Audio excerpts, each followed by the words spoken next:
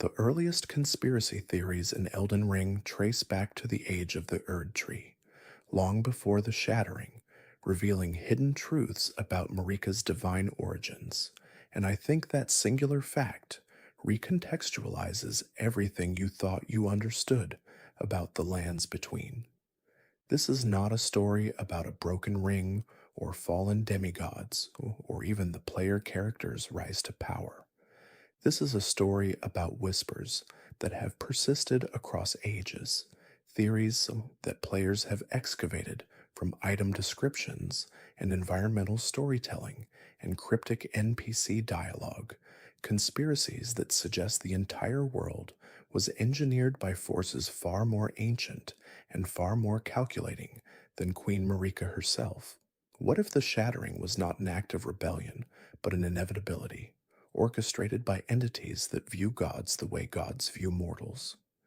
What if every major event in the timeline, from the Night of the Black Knives to the return of the Tarnished, was merely a move in a game played by powers we barely glimpse? These are not idle questions. These are the frameworks through which entire communities have dissected one of the most narratively dense games ever made, and the conspiracies they have unearthed do not just add flavor to the lore, they fundamentally alter the meaning of your journey. Some of these theories are grounded in hard evidence, fragments of dialogue that only appear under specific conditions, item descriptions that contradict one another in ways that feel intentional. Others are speculative, built on visual motifs and architectural parallels, and the kind of narrative intuition that comes from spending hundreds of hours in a world that refuses to explain itself. But all of them share a common thread: the belief that From Software has hidden a deeper story beneath the surface, one that treats the player not as a hero, but as a pawn, and one that only reveals itself to those willing to look beyond the obvious. To understand any of it, we have to go back to the very beginning, to the age of the Erd Tree, when Marika was not yet a god, but something else entirely. The conspiracy here is not about what Marika became, it is about what she was before, and more importantly, who or what elevated her. The greater will is the accepted explanation, the divine force that supposedly chose Marika as its vessel and granted her the power to establish the Golden Order. But dig into the item descriptions, the dialogue with Melina, the environmental clues scattered across the lands between, and a different picture emerges. There are theories, well supported ones, that Marika was not chosen by the greater will, but was instead a Numen, a member of an ancient race with its own agenda, who seized power through means that were anything but divine. The Numen are described as coming from another land, a place outside the lands between, and their presence raises questions that the game never directly answers. Were they refugees, or were they colonizers? And did they flee from something, or were they sent? And if Marika was Numen, does that mean her ascension was not a blessing, but a coup, a calculated takeover of a world that already had its own gods and its own order? This theory hinges on a few key pieces of evidence. First, the Black Knife assassins, the ones who killed Godwin, are explicitly stated to be Numen women, and their connection to Marika is undeniable. Second, the Elden Ring itself, the source of Marika's power, is described not as a gift, but as a vessel, something that can be shaped and altered, which implies it is a tool rather than a divine mandate. Third, and this is where the conspiracy deepens, there are multiple references throughout the game to a time before the Erd Tree, a time when the lands between were ruled by different powers: the dragons, the giants, the ancient dynasty of Nokron and Noxtella. The Erd Tree did not create order, it replaced order, and that replacement was violent. The war against the giants, the subjugation of the dragons, the destruction of the underground cities, These were not acts of divine justice, they were acts of conquest. And if Marika orchestrated that conquest, if she used the Elden Ring not as a divine right but as a weapon, then her entire reign is built on a lie. The conspiracy theorists point to one more detail: the fact that Marika herself eventually shattered the Elden Ring. Why would a god destroy the source of her own power? The surface level answer is grief. She was driven mad by the death of Godwin. But the conspiracy goes deeper. What if Marika shattered the ring because she realized she was not in control, that the greater will was not a benevolent force, but a parasite, and that the only way to free the lands between was to break the system entirely? This is not confirmed, but it is supported by enough fragments of lore that it has become one of the most widely accepted theories in the community. It reframes Marika not as a villain or a tragic figure, but as a revolutionary, someone who spent centuries playing the role of a god while secretly working to dismantle the very order she had built.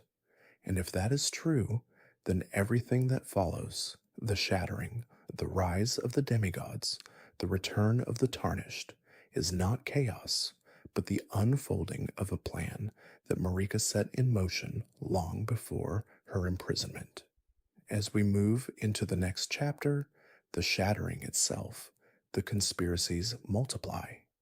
The accepted narrative is that the demigods went to war over the shards of the Elden Ring, each one seeking to claim enough power to become the next Elden Lord.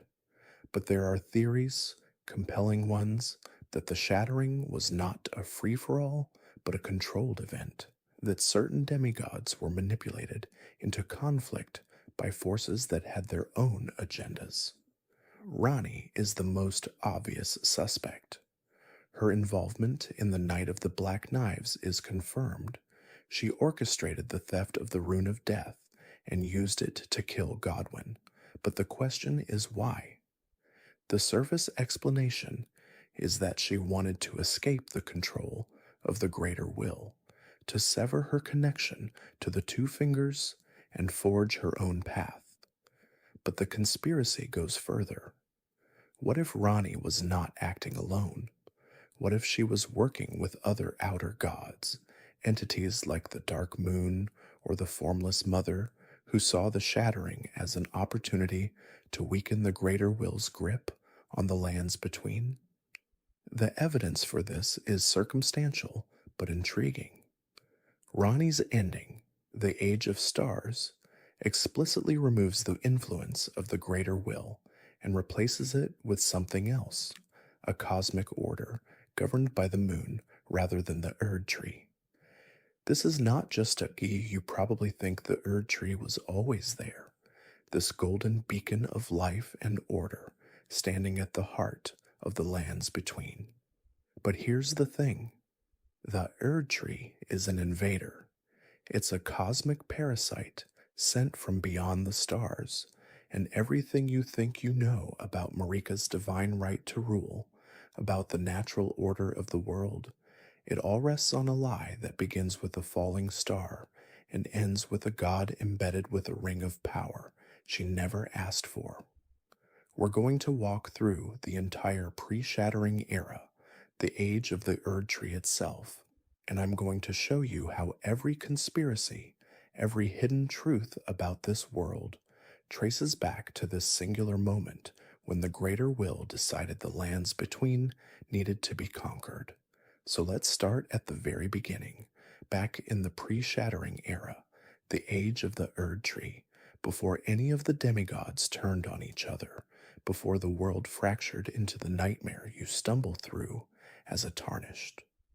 This is the age of supposed perfection, of divine mandate, but I think it's more accurate to call it the age of cosmic colonization. The greater will, this outer god of order that exists somewhere beyond comprehension, somewhere in the vast emptiness between worlds, it sends something to the lands between. Not a message, not a prophet, but a weapon disguised as salvation.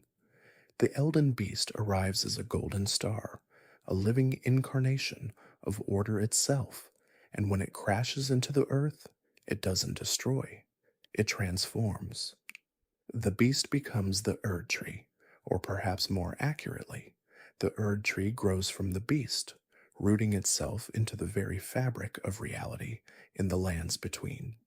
And I want you to understand what this means, because the game is subtle about it, but the implications are staggering.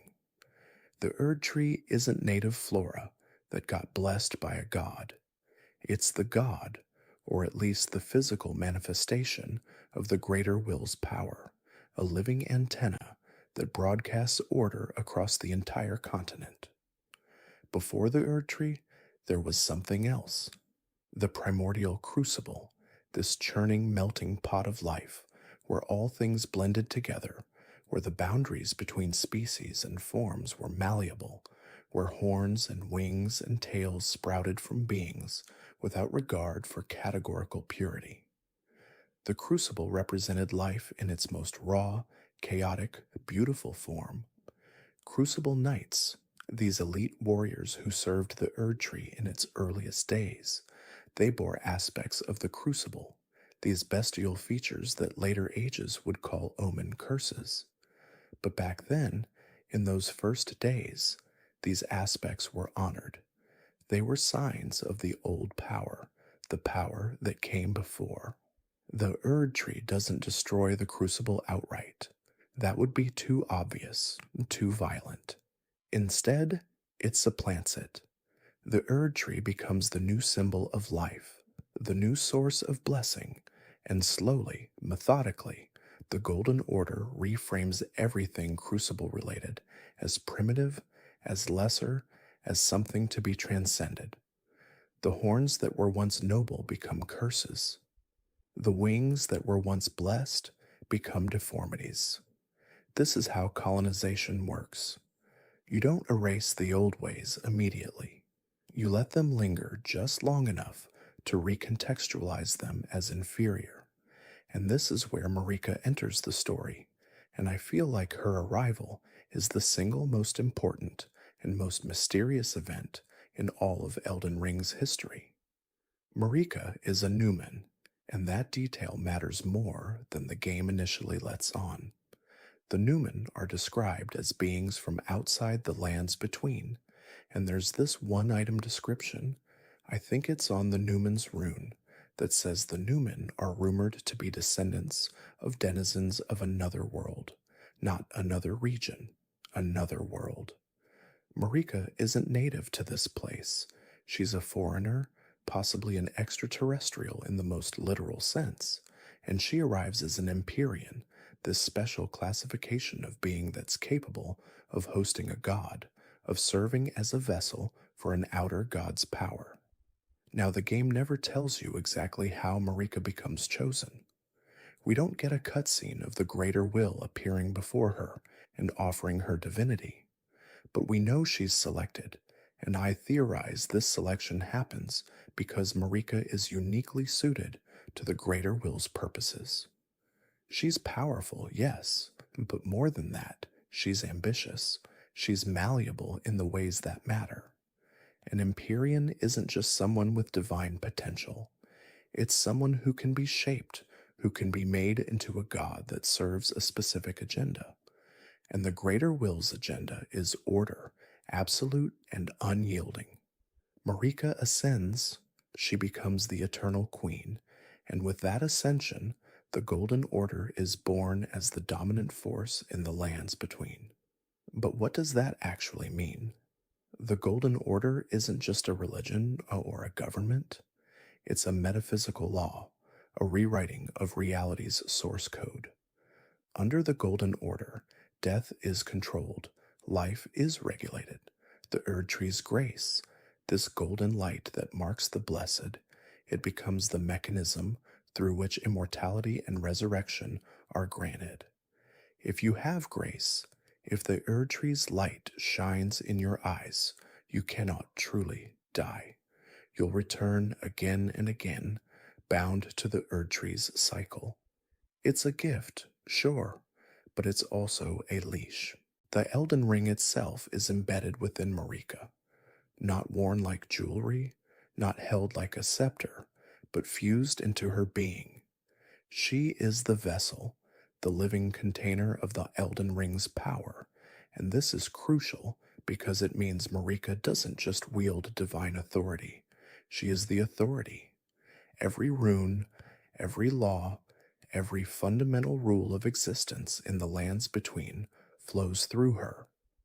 The Elden Ring is described as the order that governs the lands between, and by making Marika its vessel, the greater will ensures that its will and Marika's will are, at least in theory, inseparable. But here's where I think the conspiracy starts to take shape. If Marika is the ring, and the ring is order, then any act of rebellion by Marika is an act of self destruction. She's trapped in a divine prison of her own flesh. Godfrey enters the picture, and his role is fascinating because he represents something the Golden Order desperately needs but can never fully control: raw, uncivilized strength. Godfrey is a warrior of unmatched power, a conqueror, a man who fights with an axe and his bare hands, who keeps a lion, Sarash, grafted to his back just to contain his bloodlust. He becomes Marika's consort, her Elden Lord, the first to hold that title. And I think Marika chooses him specifically because the Golden Order, for all its divine mandate, can't enforce itself through philosophy alone. You need armies, you need warriors willing to crush anyone who resists the new order. Godfrey is that instrument of violence, and his marriage to Marika is as much a political alliance as it is a romantic union. Together, they will forge the Golden Lineage, the dynasty that will rule the lands between for ages. Their children are born, and these aren't ordinary offspring. These are demigods, beings of immense power, who inherit fragments of Marika's divinity and Godfrey's strength. Godwyn the Golden is the first, and he's everything the Golden Order wants in an heir. He's noble, radiant, beloved by all. He befriends dragons, forging peace with ancient enemies.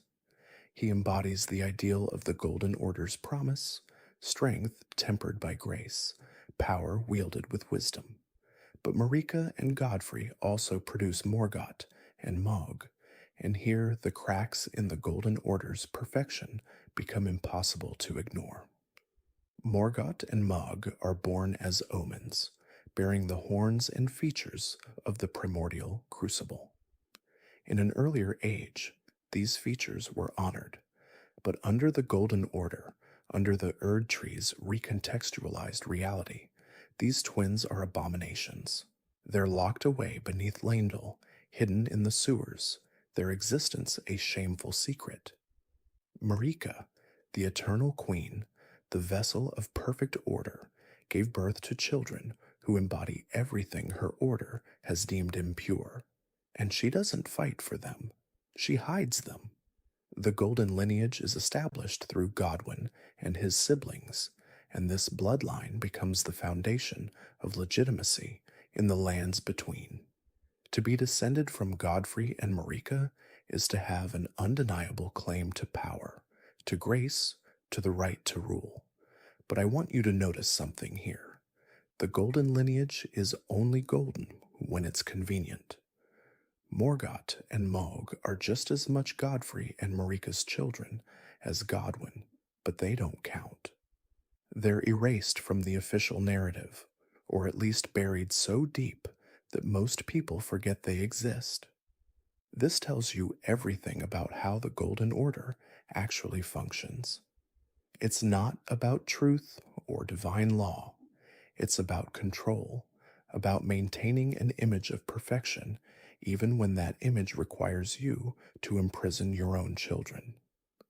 The two fingers appear as intermediaries, these grotesque, hand-like entities that serve as envoys of the greater will. They communicate divine will to Marika, or at least that's what everyone believes. The two fingers speak in riddles and gestures, and they're treated as infallible, as direct conduits to the outer God that governs all. But here's what I find suspicious: the two fingers never actually prove they're in real time communication with the greater will. They claim authority, and everyone just accepts it. Marika accepts it. The demigods accept it. The entire civilization of the lands between structures itself around the pronouncements of these fingers. But what if they're not infallible? What if they're interpreting, or worse, improvising? This is speculation, obviously, but I think there's a real possibility that the two fingers are less like phones to God and more like priests who've convinced everyone they alone can interpret the divine. And who's going to challenge them? Who's going to demand proof when the alternative is admitting that maybe, just maybe, the entire foundation of your reality is built on an assumption?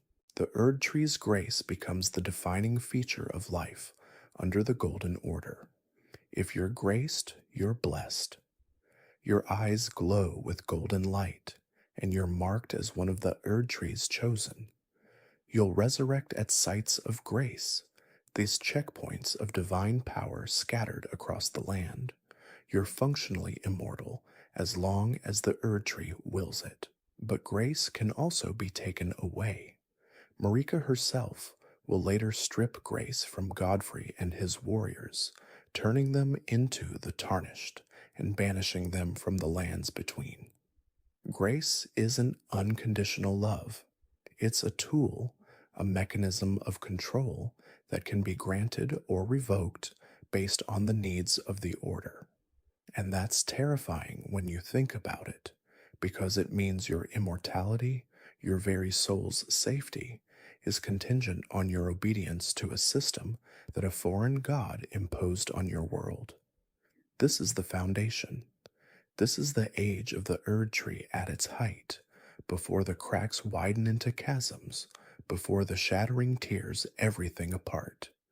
It looks like paradise, like divine order made manifest, but I believe it's something else entirely.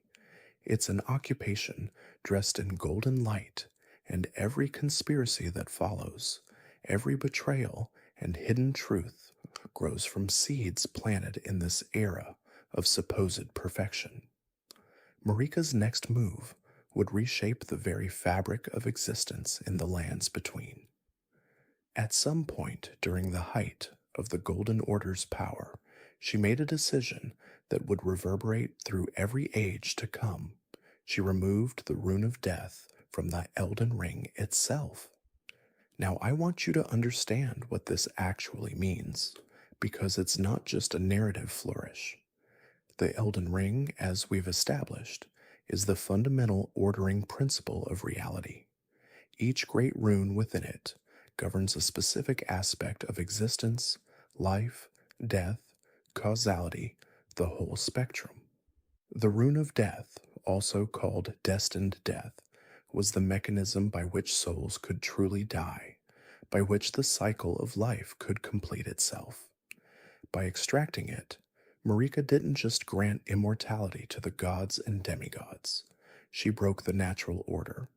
She made death itself optional, or more accurately, she made it controllable. But here's where it gets interesting. Marika didn't destroy the Rune of Death. She couldn't, or perhaps she understood that total annihilation of such a fundamental force would collapse reality entirely. Instead, she sealed it away, and she entrusted it to the one being she knew would never betray her. Malekith, her shadow, her half-brother according to some interpretations of the lore. Malekith was a shadow-bound beast, assigned to Marika by the two fingers themselves as her eternal guardian and enforcer. He was bound to her by laws older than the Golden Order, compelled by his very nature to serve and protect his Empyrean. So when Marika handed him Destined Death and told him to keep it safe, to ensure no one could ever claim it, Malekith accepted this burden as absolutely. He became the Black Blade, sealing the rune of death within his own flesh, carrying it as both weapon and curse. From that moment forward, true death vanished from the lands between. The demigods became functionally immortal. The Erd tree's roots spread deeper, no longer checked by the natural decay that death brings.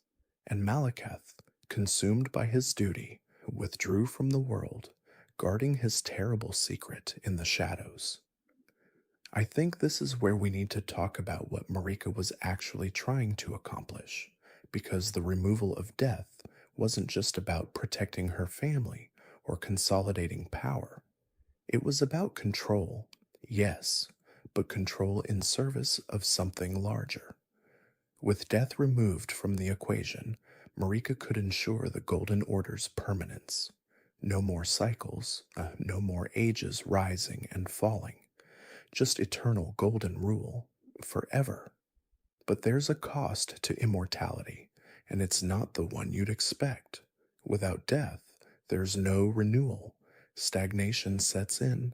The lands between, under this deathless regime, began to calcify, to become fixed in place. And I believe Marika understood this. I believe she knew exactly what she was doing, and that knowledge, that awareness of the price she was paying, is what eventually drove her to rebellion. But we're getting ahead of ourselves. Let's stay in this moment, in the height of the Golden Order's power, when Marika ruled supreme and death itself had been banished. Because what comes next is the event that shatters everything, the conspiracy at the heart of this entire timeline, the Night of the Black Knives. Here's what we know from item descriptions, environmental storytelling, and NPC dialogue. On a single night, a group of assassins, all of them women from the Newman race, the same race as Marika herself, attacked multiple locations simultaneously. Their primary target was Godwyn the Golden, Marika's firstborn son, the most beloved of all the demigods. Godwyn was everything the Golden Order aspired to be. He was noble, powerful, charismatic. He'd befriended a dragon, Fortisax, forging peace between dragons and the Golden Order. He was, by all accounts, the perfect heir. And on that night, the Black Knife assassins murdered him. But they didn't just kill him. They used a very specific weapon, daggers imbued with a fragment of the rune of death itself, the same destined death that Malekith had been guarding. These blades could kill gods. They could inflict true death, permanent death, on beings who had been made immortal. Now here's where the conspiracy deepens, and I need you to follow this carefully because it's complicated and the game never spells it out directly. The Black Knife assassins didn't act alone, and they didn't steal the Rune of Death fragment themselves. They had help from someone with the power and knowledge to orchestrate something this precise. Multiple sources in the game point to Marika herself as the architect of the Night of the Black Knives. Rogier, a sorcerer you can meet in Stormvale Castle, spends his entire questline investigating this event, and he comes to believe that Marika was involved. The Black Knife armor set tells us the assassins were all Newman women, rumored to be close to Marika. And then there's the question of how they obtained a fragment of destined death in the first place, which brings us to the other conspirator in this plot, Ranni the Witch. Another Empyrean, another potential vessel for the Elden Ring, another candidate chosen by the Two Fingers to potentially succeed Marika. Ranni was the daughter of Radagon and Rennala, stepdaughter to Marika, and she had her own reasons to want the Rune of Death. She was being groomed by the Two Fingers, shaped and molded to fulfill a destiny she never chose, and she wanted out. She wanted freedom from the Greater Will's plan, from the predetermined path laid out for all Empyreans. So when Marika approached her, or perhaps when Ranni approached Marika, They formed an alliance. Together, they orchestrated the theft of a fragment of the Rune of Death from Malekith himself. And how they accomplished this, the game never fully explains. Perhaps Marika used her authority as Malekith's Empyrean to access it. Perhaps Rani's mastery of sorcery allowed them to extract a piece without alerting him. What matters is that they succeeded, and they used that fragment to forge the black knives, the god-slaying daggers. But here's the truly horrifying part, the detail that makes this conspiracy so much darker. Rani didn't just help Marika kill Godwin. She used the same night, the same ritual, to kill herself, or more precisely, to kill her own body while preserving her soul. You see, the Rune of Death, when it was whole, killed both body and soul simultaneously, but fragmented, split between two targets at the exact same moment, it could be made to kill only half of a person. So on the night of the Black Knives, two demigods died. Godwin's soul was destroyed, obliterated completely, while his body lived on. And Rani's body was destroyed, burned and discarded, while her soul survived, transferred into a doll. This wasn't coincidence. This was the plan. Rani sacrificed Godwin, or at least used his death as the counterweight to her own, to achieve her freedom. She escaped her Empyrean flesh, the very thing that made her a candidate for the Two Fingers manipulation, and in doing so, she condemned Godwin to something worse than death. Because Godwin didn't just die, he became the Prince of Death. His soulless body, still alive in the biological sense, was interred beneath the Erd tree in a place called the Deeproot Depths. And there, without a soul to guide it, without the animating consciousness that makes a being whole, his body began to spread. It grew like a cancer, like a fungus, roots and tendrils extending through the underground, corrupting everything they touched. This corruption became known as Deathroot, and it carried with it a new kind of death, not the clean destined death that had been sealed away, but a twisted, incomplete death. Those who live in death, the undead that now plague the lands between, are the result of Godwin's spreading influence. His body, trying to die but unable to, instead propagates a half-death, a state of existence that defies both life and the natural order. I theorize that Marika didn't anticipate this consequence. I think she wanted Godwin dead for reasons we'll explore in a moment, but I don't believe she understood what a soul death without body death would create. The Prince of Death was an unintended horror, a mistake born from a conspiracy that was already morally catastrophic. So why? Why would Marika orchestrate the murder of her own son, her beloved firstborn? This is where we move from established lore into interpretation, into the realm of theorizing based on context and implication. I believe Marika wanted to break the Golden Order, and she needed a catalyst, something so terrible, so unforgivable, that it would justify her rebellion. Godwin's death devastated the demigods. It shattered the illusions of the Golden Order's perfection. It proved that even under Marika's rule, even with death itself sealed away, tragedy could still strike. More than that, it gave Marika a reason to act against the greater will. She could frame her rebellion not as betrayal, but as grief, as rage against a cosmic order that would allow such horror. But we're not done with that night yet, because the consequences rippled outward in ways that would define the entire shattering. Marika, driven by whatever combination of grief, rage, and calculated rebellion she felt, took a hammer and shattered the Elden Ring. She broke the fundamental ordering principle of reality.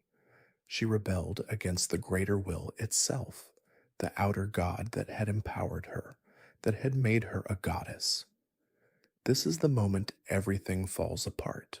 This is the shattering. And here's where the duality of Marika and Radagon becomes crucial. Because at the exact moment Marika was shattering the Elden Ring, Radagon was trying to repair it. They're the same being, remember? Two personalities, two wills inhabiting one divine body. Marika wanted to break the order. Radagon, the loyal hound of the Golden Order, wanted to preserve it. So they fought themselves, a civil war within a single god, and the result was catastrophic. The Elden Ring shattered but didn't fully break. It fragmented into the great runes, pieces of immense power that scattered across the lands between. And Marika, or perhaps Radagon, or perhaps the greater will itself in response to the betrayal, was imprisoned within the Erd Tree, crucified on the rune arc, suspended in a state between life and death, punishment and preservation. The demigods, Marika's children and stepchildren, each claimed a great rune, and with those fragments of cosmic power, they went to war. The tarnished are exiled by Marika, stripped of grace, and sent beyond the lands between. It's a moment that feels almost cruel in its finality, and yet I think there's something profoundly calculated about it. These warriors, these champions who had served the Golden Order with distinction, suddenly find themselves marked. The light of grace, that golden glow that had guided them, that had marked them as chosen, simply vanishes. And Marika herself decrees that they must leave, that they must wander the Badlands beyond the fog, far from the Erd Tree's light. The official narrative, the one the Golden Order would have you believe, frames this as punishment. These tarnished had somehow failed, had somehow proven themselves unworthy of the grace they once held. But I theorize that Marika's motivations run far deeper than simple exile or discipline. Because here's what's interesting: she doesn't have them killed, she doesn't imprison them or strip them of their memories. She sends them away, yes, but she sends them away intact, capable, still bearing the skills and knowledge they'd accumulated in her service. It's possible that Marika understood something the rest of the Golden Order did not, that she was already planning several moves ahead on a board no one else could see. Marika's hidden motivations include freeing the lands between from the greater will's control. This is where we start to see the fractures in the perfect golden facade, the cracks that suggest Marika was never the obedient vessel the fingers believed her to be. The greater will had chosen her, elevated her from whatever she was before, Newman, shaman, as something ancient and malleable, and transformed her into a god. But godhood, it seems, came with chains. The two fingers dictated doctrine, the Elden Ring, that cosmic ordering principle residing within her own body, constrained what was possible, what was permissible. Free will, true agency, became theoretical concepts rather than lived realities. And I believe Marika chafed against these constraints in ways that would only become visible much later. The exile of the tarnished starts to make sense when you view it through this lens. She's not punishing them, she's positioning them. She's placing pieces outside the board, beyond the greater will's immediate sight, where they can grow and change and eventually, perhaps, return when the time is right, when everything she's built needs to be torn down. The Halig tree is grown by Miquella as an alternative to the Erd tree, free of the greater will. Now we're seeing rebellion take root, quite literally, in the next generation. Miquella the unalloyed, Miquella the kind, cursed with eternal childhood, but blessed, or perhaps cursed, with an intellect that saw through the Golden Order's contradictions. He looked at the Erd tree, at the way it dominated the landscape, and the theology and the very structure of reality in the lands between, and he asked a question that must have seemed almost heretical. What if we didn't need it? What if there could be another way? So he began to grow the Halleck tree, nurturing it with his own blood, his own unalloyed gold, gold that had been purified of the greater will's influence. This wasn't just horticulture. This was theological revolution, disguised as botany. The Halleck tree would be a sanctuary for those the Golden Order had deemed impure, those afflicted with scarlet rot, those touched by outer gods, those who simply didn't fit the rigid categories the fingers had established. It's possible that Michaela learned this impulse from his mother, that Marika's own quiet rebellion had planted seeds in her children's minds. Millennia, his twin, became his blade, his protector, even as the scarlet rot consumed her from within. And the Halleck tree grew in secret, in a hidden corner of the lands between, reaching toward a sky that held no golden light, no oppressive cosmic will, just possibility. Malekith, bound by duty, guards the rune of death, but is betrayed by Marika's schemes. Here we find one of the tragedy's most loyal servants, the beast clergyman, Marika's own shadow, her half-brother, if the fragments of lore are to be believed. The greater will had decreed that death itself must be controlled, must be removed from the natural cycle and locked away, and so the rune of death, that fragment of the Elden Ring that governed mortality, was entrusted to Malekith. He bound it within his own flesh, within a blade that became part of him, and he swore to guard it with everything he had. And he did. For ages uncounted, Malekith kept death itself imprisoned, ensured that the inhabitants of the lands between would live in a kind of immortality, dying but not truly dying, returning to the Erd Tree to be reborn. But Marika, I think, saw Malekith's loyalty as something she could exploit. On the night of Black Knives, when Rani and her conspirators stole a fragment of the Rune of Death and used it to kill Godwyn the Golden, Malekith felt that theft like a wound to his soul. He had failed in his one duty, his singular purpose. What he didn't understand, what perhaps he still doesn't understand, is that Marika may have orchestrated the conditions that made that theft possible. She needed death to return. She needed the order she'd built to start crumbling. And Malekith, faithful Malekith, became an unwitting instrument in his own sister's rebellion. The fire giants, remnants of an older order, are nearly exterminated by Marika's forces. Before the Erd Tree, before the Golden Order, before Marika herself rose to godhood, the mountain tops of the giants were home to a civilization that worshipped flame.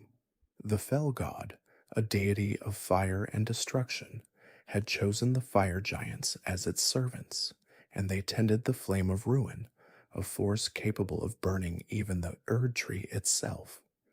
This made them dangerous. This made them intolerable to Marika's new order, so she waged war. Godfrey, her Elden Lord, her consort and champion, led the campaign. The giants fell one by one, their massive bodies littering the snow-covered peaks, until only one remained. The last fire giant, cursed to tend the flame for eternity, his legs cut off to prevent escape, his purpose reduced to maintaining the very thing Marika feared most. It's a genocide dressed up as holy war, and I think it reveals something crucial about the Golden Order's nature. It could not tolerate alternatives. Any cosmology that predated it, any power structure that existed outside its hierarchy, had to be destroyed or subjugated. The flame of ruin still burns in its forge, still waits for someone to kindle it, and the last giant still lives, still remembers when his people filled the mountains with their songs and their craft. Marika won that war, but she couldn't extinguish the flame itself. Some forces are too fundamental, too woven into reality's fabric, to simply erase. The misbegotten and omens, considered impure by the Golden Order, are persecuted. The Golden Order's obsession with purity, with grace, with the proper form and function of life itself, created categories of beings deemed lesser. The misbegotten, those creatures born with bestial features, wings and claws and fur, were treated as servants at best, as animals at worst.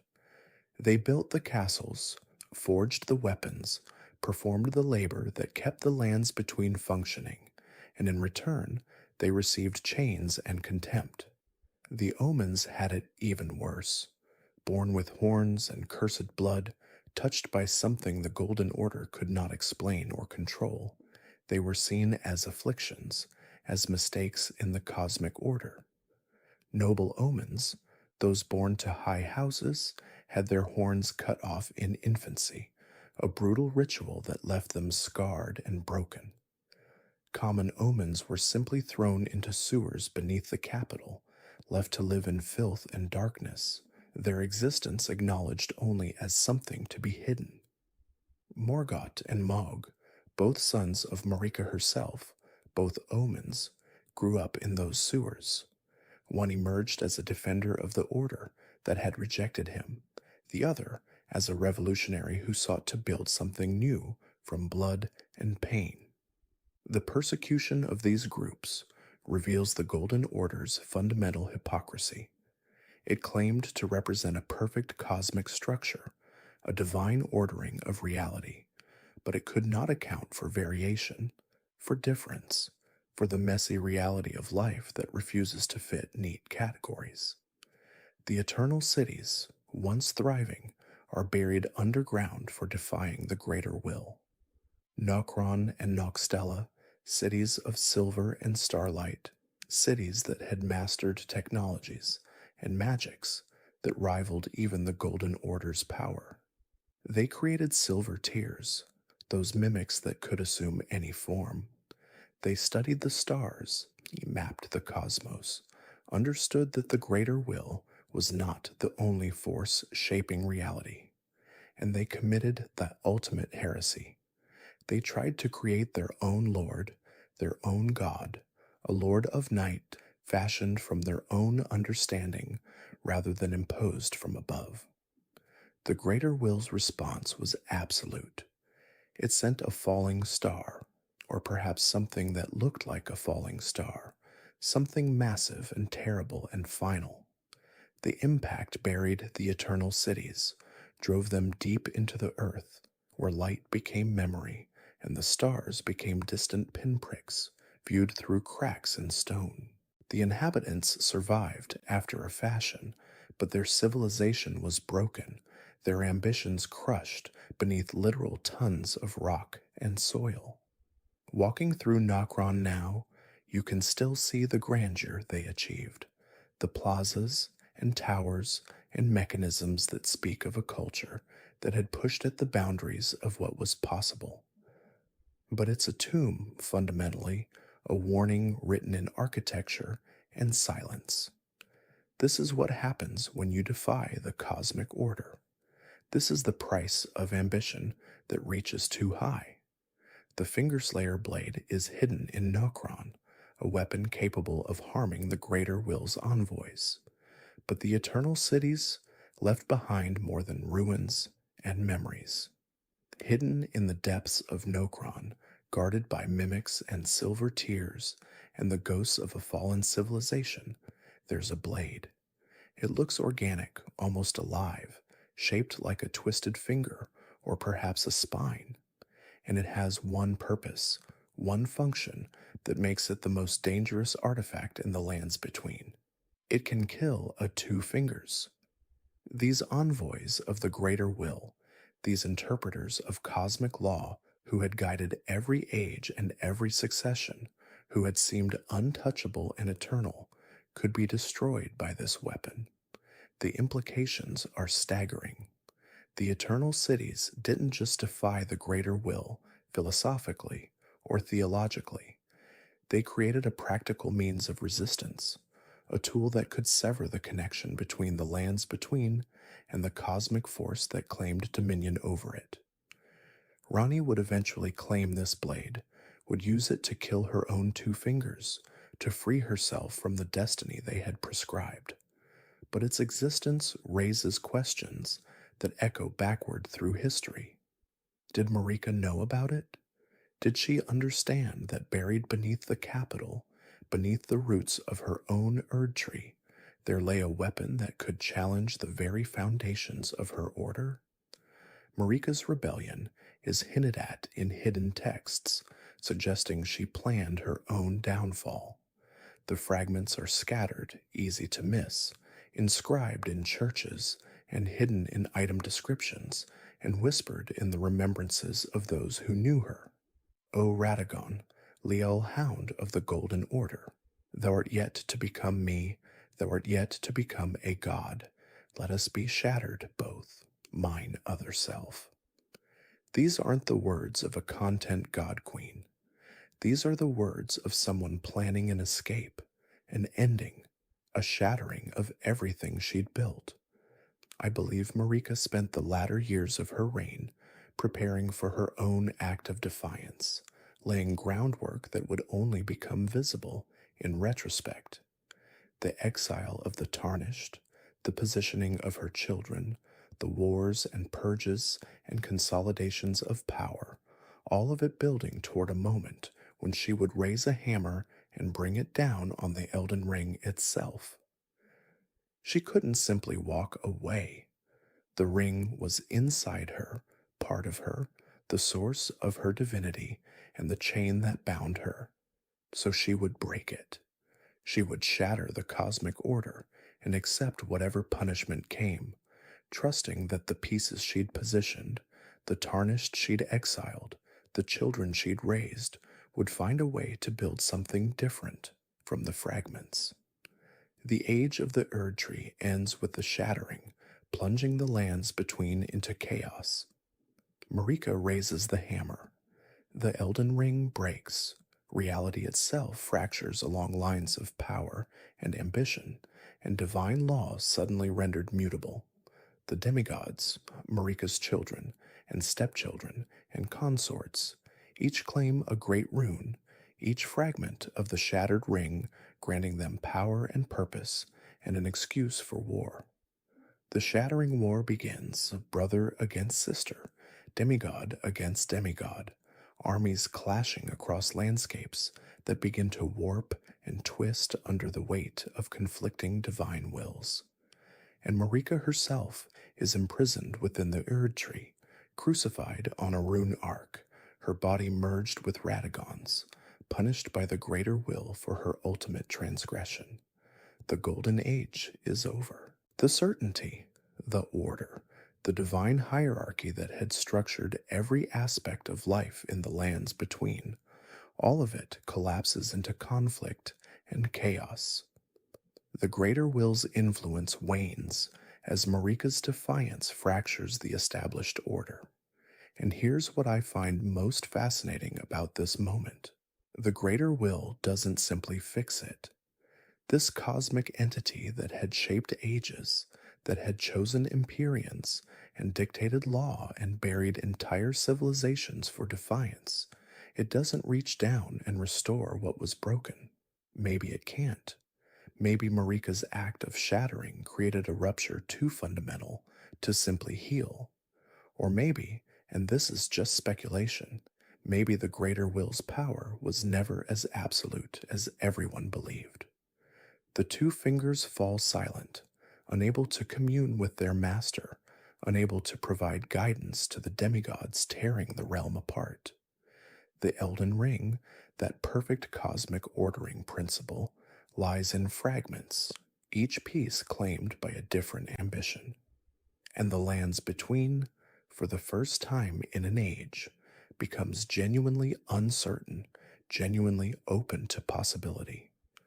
Marika's rebellion succeeds not because she defeats the greater will, but because she creates conditions where its control becomes impossible to maintain. As we move into the next chapter, into the chaos of the shattering itself, keep this in mind.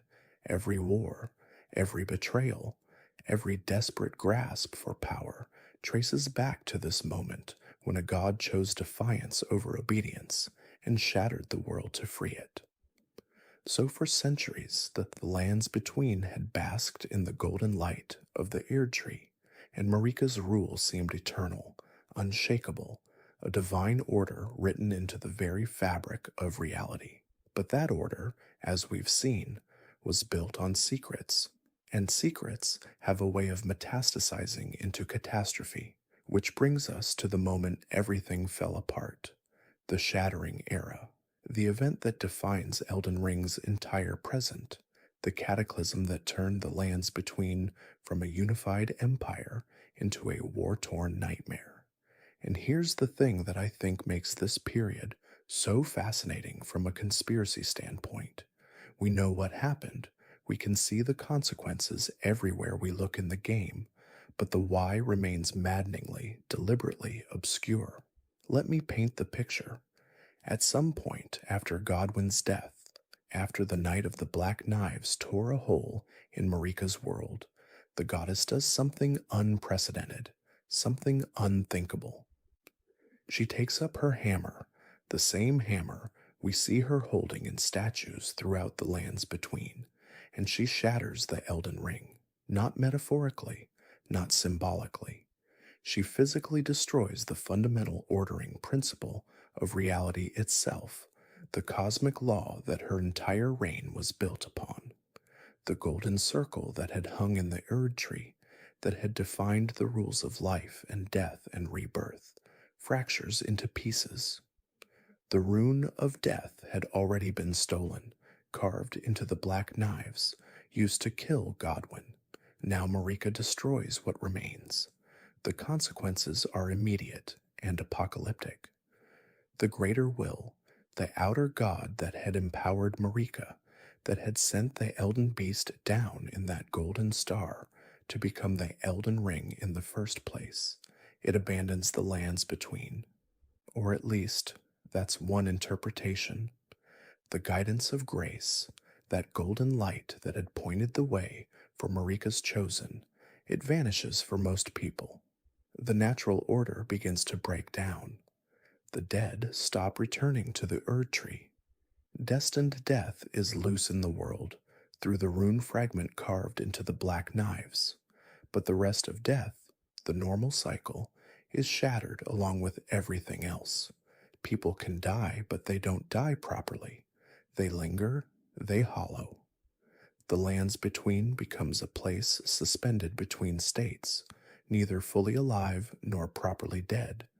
And Marika herself? She's imprisoned within the Erd tree, her body shattered just like the ring, suspended on a rune arc in a pose that mirrors her act of destruction. Crucified, essentially, by the very power she defied. When you finally reach her at the end of the game, you find her there, broken, with Radagon somehow sharing the same body, the same space. But we're getting ahead of ourselves. Because in the immediate aftermath of the shattering, before anyone fully understands what's happened, before the implications have sunk in, Marika's children move. The demigods, each of them powerful beyond mortal comprehension, each of them carrying a piece of Marika's divine essence. They see the fragments of the Elden Ring, the great runes as they come to be called, and they claim them. Godric takes one, Radon takes one, Rykard, Moog, Millennia and her twin brother Miquella, though the details of their runes are complicated in ways we'll need to explore. Morgott claims one too, though he hides it, hides himself, for reasons rooted in shame and duty. And with those claims, with each demigod grasping a shard of cosmic law and binding it to their own essence, the shattering war begins. This is the conflict that defines the age. Brother against sister, sister against brother. Demigods who had once been family, who had grown up in the same capital, who had been shaped by the same divine mother, they turn on each other with a ferocity that scars the landscape itself. Caelid becomes a rot-in wasteland when Millennia unleashes the Scarlet Rot in her battle against Radon, a desperate bloom of divine plague that poisons an entire region and leaves Radon a mindless beast consuming corpses on a beach. The siege of Lanedell happens multiple times, waves of demigod armies crashing against the capital's walls. Rykard retreats to Mitgelmir and feeds himself to a god-devouring serpent, becoming a blasphemous fusion of man and monster. Mog descends into the blood-soaked depths beneath the world, building his own dynasty in the shadows.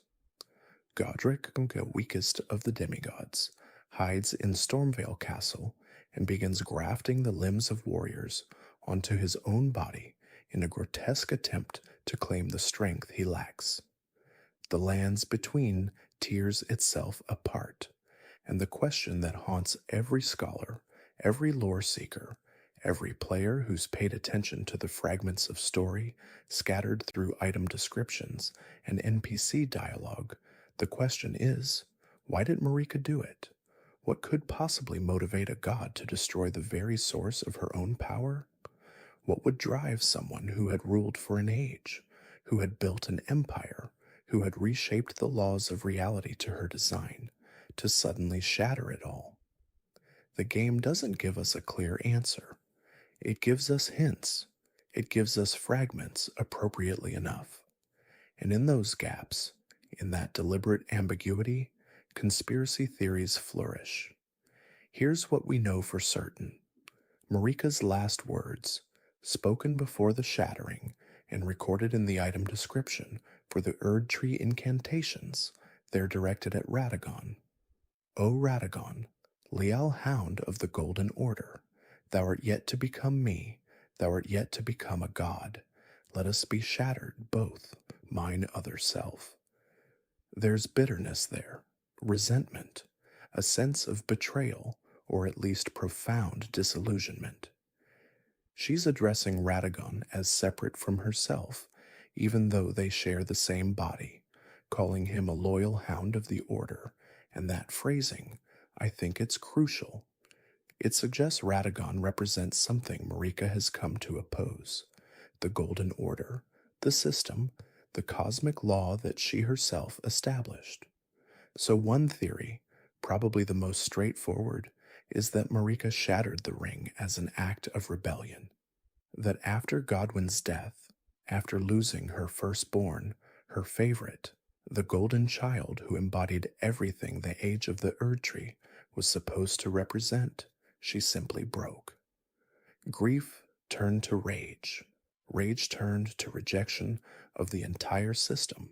If the Greater Will's order couldn't protect her son, couldn't prevent his soul from being murdered by a rune that should never have been stolen in the first place, then what good was it? What was the point of being a god if you couldn't save the people you loved? So she destroyed it, burned it all down, the shattering as divine grief made manifest. But here's where the conspiracy theories start to branch, because that explanation, while emotionally resonant, it leaves questions. If Marika wanted to rebel against the greater will, why shatter the ring in a way that empowers her children to war against each other? Why not destroy it completely? Why leave fragments that would become prizes, fuel for an endless conflict?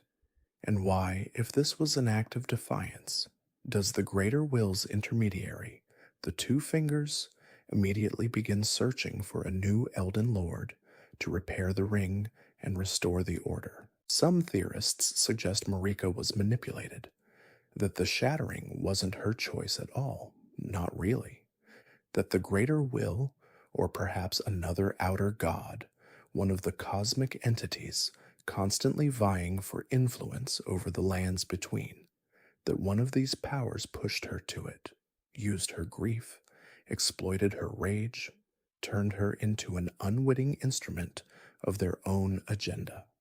The evidence for this is circumstantial, but intriguing. The two fingers, those grotesque, hand shaped creatures that serve as the greater will's messengers, they're suspiciously quick to adapt to the new reality. They don't seem shocked by the shattering. They don't act like their God's grand design has been ruined. Instead, they immediately pivot to a new plan. Find tarnished, restore their grace, send them to claim the great runes, and become Elden Lord. It's almost like they expected this, like the shattering was part of the design all along. And that leads to an even darker theory, one that I find genuinely unsettling the more I think about it. What if the two fingers aren't actually in communication with the greater will at all? What if they're lying or deluded or operating on outdated instructions from a God that stopped paying attention centuries ago? There's a moment late in the game where this possibility becomes explicit. Anya, the finger reader who interprets the two fingers' messages, she tells you they've entered communion to receive guidance from the greater will. And then nothing happens. They stay in communion for an absurdly long time, long enough that it becomes clear something is wrong. The implication, and it's a chilling one, is that the greater will isn't responding. Maybe it never was. Maybe the two fingers have been improvising this whole time, pretending to divine authority while actually just reacting to events they don't understand and can't control. Which means the entire structure of power in the lands between, the religious and political hierarchy that justified Marika's rule and now justifies the search for a new Elden Lord, it might be built on a lie. Not a deliberate conspiracy exactly, but something worse. A system that perpetuates itself without any actual divine guidance, a machine running on momentum and the assumption of purpose. We've just seen how the seeds of chaos were sown, how a single audacious act irrevocably altered the destiny of the lands between. Now, as we delve deeper into the tumultuous period I'm calling the shattering and the hidden hands, we witness the immediate, devastating fallout from that night. This isn't just a story of war, but of profound personal tragedy and the desperate measures taken by those caught in its wake. The immediate aftermath of Godwin's assassination is where things truly spiral. His death, a wound both physical and spiritual, marks an unprecedented event, the first recorded instance of those who live in death. Think about that for a moment. Up until this point, death in the lands between, while perhaps not gentle, was a return to the Erd tree, a cycle. But Godwin's soul was severed, his body left behind, a grotesque monument to a new, horrifying reality. I theorize this wasn't an intended consequence of Ronnie's plan, but a catastrophic side effect, a tear in the fabric of existence itself. It's possible that the very nature of destined death, being stolen and then misused, created this aberration. This isn't just a philosophical problem, it's a literal rotting of the world, a constant reminder of what was lost and what was broken. The implications here are staggering, as this new form of undeath would plague the lands between, creating new factions and new horrors. It's a direct consequence of defying the natural order, a cosmic backlash. Speaking of defiance, Ronnie herself, having achieved her immediate goal, wasn't about to stick around for the consequences. With Godwin dead and the rune of death fragmented, she discarded her Empyrean flesh. This wasn't a casual decision. It was a radical act of self-preservation and liberation. She knew the greater will, her divine parent, would be enraged, its cosmic eye turning towards her. So she fled not just physically, but spiritually to the spirit world, severing her ties to her corporeal form. I believe this act was both a brilliant tactical maneuver and a deeply personal sacrifice. She shed her destiny, her very identity as an Empyrean, to pursue her own vision, free from the dictates of an outer god. This is a crucial pivot point, as it removes one of the most powerful potential leaders from the immediate conflict, but also sets her on a path that will eventually intersect with your own, tarnished. She became an ethereal presence, a puppet like figure manipulating events from the shadows, her true form hidden, her intentions opaque to most. This is her strength, her ability to operate outside the conventional power structures. While Rani was enacting her grand, devastating scheme, other demigods were grappling with their own unique burdens. Millennia and Michaela, born of Marika and Radagon, were cursed from birth. Millennia, the blade of Michaela, was afflicted with the scarlet rot, a horrifying, incurable disease that slowly consumed her body and mind. Michaela, her twin, was cursed with eternal youth, trapped in the body of a child, unable to mature or fulfill his true potential. These weren't mere ailments, they were divine curses, perhaps a consequence of their unique parentage, two halves of a single god.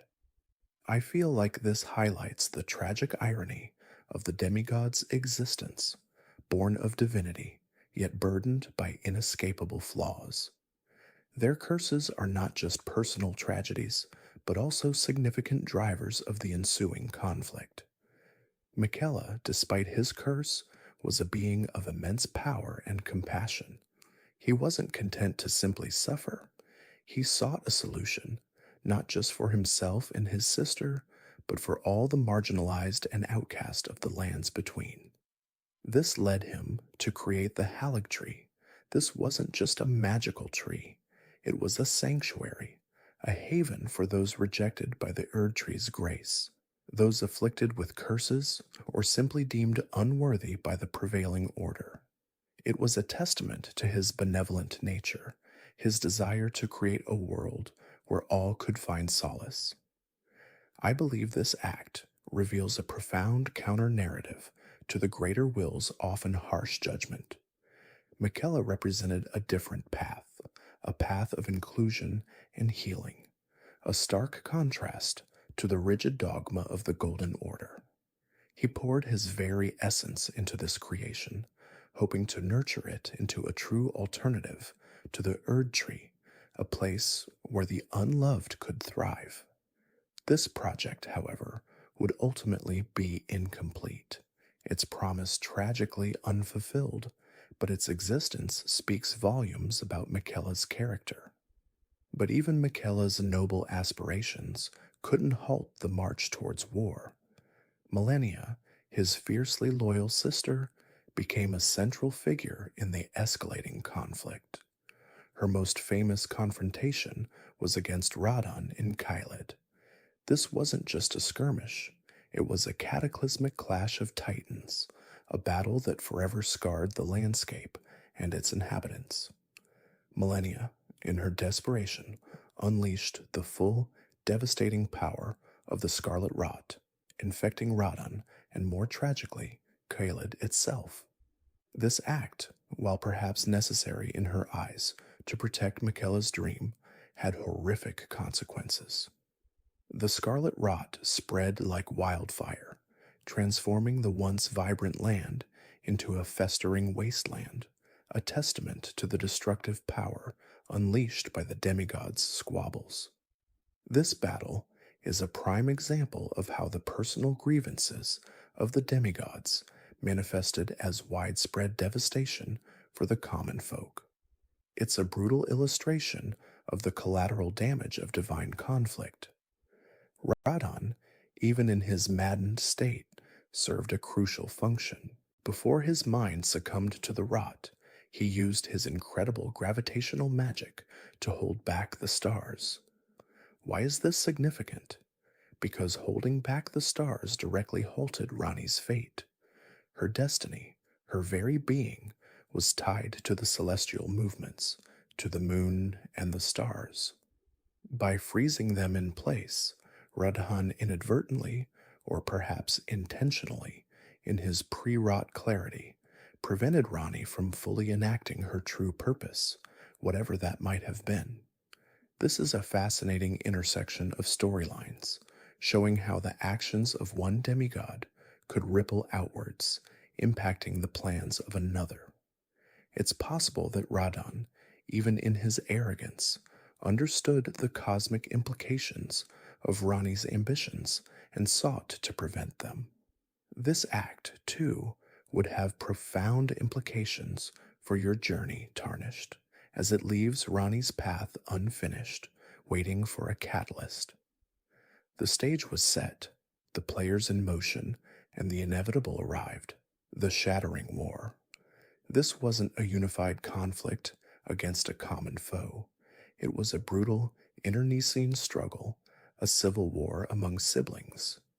Alliances fractured, loyalties shifted, and the bonds of family were utterly dissolved.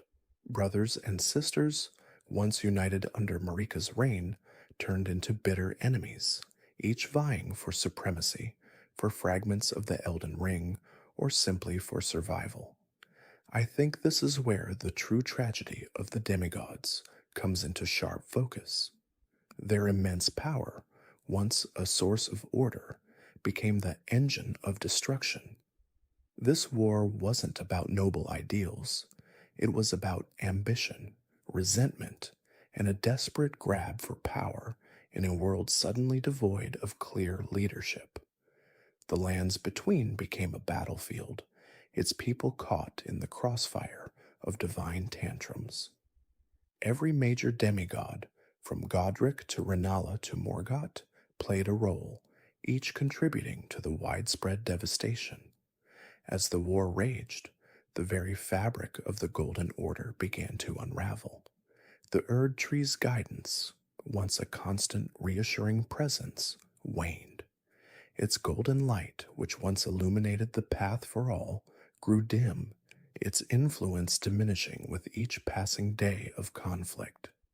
This wasn't just a symbolic change, it was a tangible loss of divine favor, a sign that the greater will itself was withdrawing its blessing, or perhaps simply unable to exert its will over the chaos.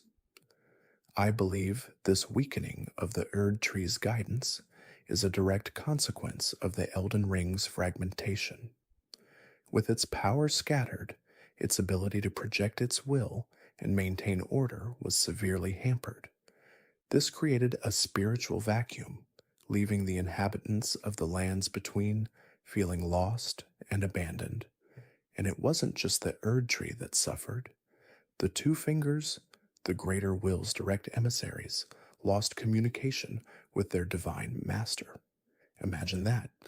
The primary conduit for divine will, suddenly silent. This left the lands between in utter disarray, without clear direction or purpose. The Two Fingers, once infallible, became bewildered, their pronouncements becoming increasingly cryptic or entirely absent. This silence, I think, speaks volumes. It suggests either the greater will was so disgusted by the demigod's actions that it simply turned away, or that the very act of the shattering created a cosmic barrier, preventing its influence from reaching the lands between. This loss of communication is a critical turning point, signifying the complete breakdown of the established divine order and the beginning of a truly leaderless age. Amidst this widespread chaos and despair, a new beacon of hope, or perhaps desperation, emerged, the Round Table Hold. This wasn't a grand castle or a royal court. It was a refuge, a sanctuary for the tarnished. These are the exiles, those who were once stripped of grace and banished from the lands between, now called back by a fading light. The Round Table Hold became their gathering place, a neutral ground where they could strategize, share information, and prepare for the daunting task ahead, reclaiming the Elden Ring. I feel like this place represents the last vestiges of hope, a desperate gamble by those who have nothing left to lose. It's a testament to the enduring human or tarnished spirit, the refusal to succumb entirely to the encroaching darkness. This is where your journey, tarnished, truly begins, as you step into a world fractured and bleeding, tasked with piecing together what was broken. The stage is now set for your arrival, but the path ahead is fraught with peril, and the true nature of the world you inhabit is far more complex than it first appears. The lands between, already a fractured realm, was about to become the stage for a grand, desperate play, and you, the tarnished, were its unwitting lead. It's during this chaotic period, the very heart of the shattering era, that Marika's alleged plan truly begins to unfurl. I believe this is where the true genius, or perhaps the true cruelty, of her machinations comes into sharp focus. The tarnished, those exiled from the lands between long ago, those who had lost the grace of the Erd Tree, were suddenly, inexplicably called back. This wasn't a random occurrence, it was a deliberate summons, a whisper of grace guiding them across the fog shrouded seas. I theorize this was Marika's final, desperate gambit, a way to introduce an unpredictable element into a conflict she herself had helped ignite. She knew the demigods would tear each other apart, but she also knew that without an external force, the stalemate might last forever, leaving the greater will firmly in control. The tarnished, with nothing to lose and everything to gain, were the perfect instruments for disruption. Their return wasn't about restoration in the traditional sense. It was about upheaval, about breaking the old order so something new, something Marika perhaps envisioned, could emerge from the ashes. But the return of the tarnished wasn't the only covert operation underway. The Black Knife assassins, those shadowy figures responsible for the Night of the Black Knives, continued their work, their blades still keen, their motives still shrouded in mystery. We know they were Ronnie's instruments in the plot to kill Godwin, but their continued presence suggests a deeper, more enduring purpose than a single assassination. I believe their actions during the shattering were not merely clean-up operations, but rather strategic interventions, perhaps designed to destabilize certain factions or eliminate key figures who might otherwise have unified the demigods. Their connection to the Nox, through their shared use of the Black Knife armor and their history as denizens of the Eternal Cities, is undeniable. This suggests a long-standing alliance, or at least a shared ideology, that predates even the shattering itself. What were they truly after? Was it simply to ensure Rani's path to her own destiny, or were they serving an even older, more obscure power that sought to dismantle the Golden Order entirely? It's possible that their targets were chosen not just for their political influence, but for their connection to the greater will, systematically weakening its hold on the lands between one veiled strike at a time. Their methods are precise, their movements silent, and their impact, though often unseen, was undoubtedly profound in shaping the chaotic landscape of the shattering. Speaking of the Nox, their shadowy presence looms large over this era.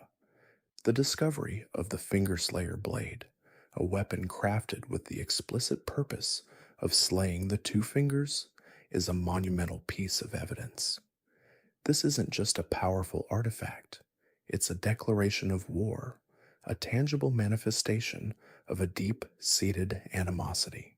The Nox, ancient enemies of the greater will, were rumored to be behind the shattering itself, or at least to be gleefully exploiting its chaos. I theorize that while Marika initiated the shattering through her own actions, the Nox saw it as an opportunity, a chance to finally strike at their celestial oppressors. They had been cast underground, their ambitions thwarted, their history erased by the Golden Order. The Fingerslayer blade, hidden deep within Nokron Eternal City, is a testament to their enduring hatred and their long term planning. They didn't just resent the greater will, they actively sought its destruction. It's possible that their influence, working through proxies like the Black Knife Assassins, was far more pervasive than we initially realize.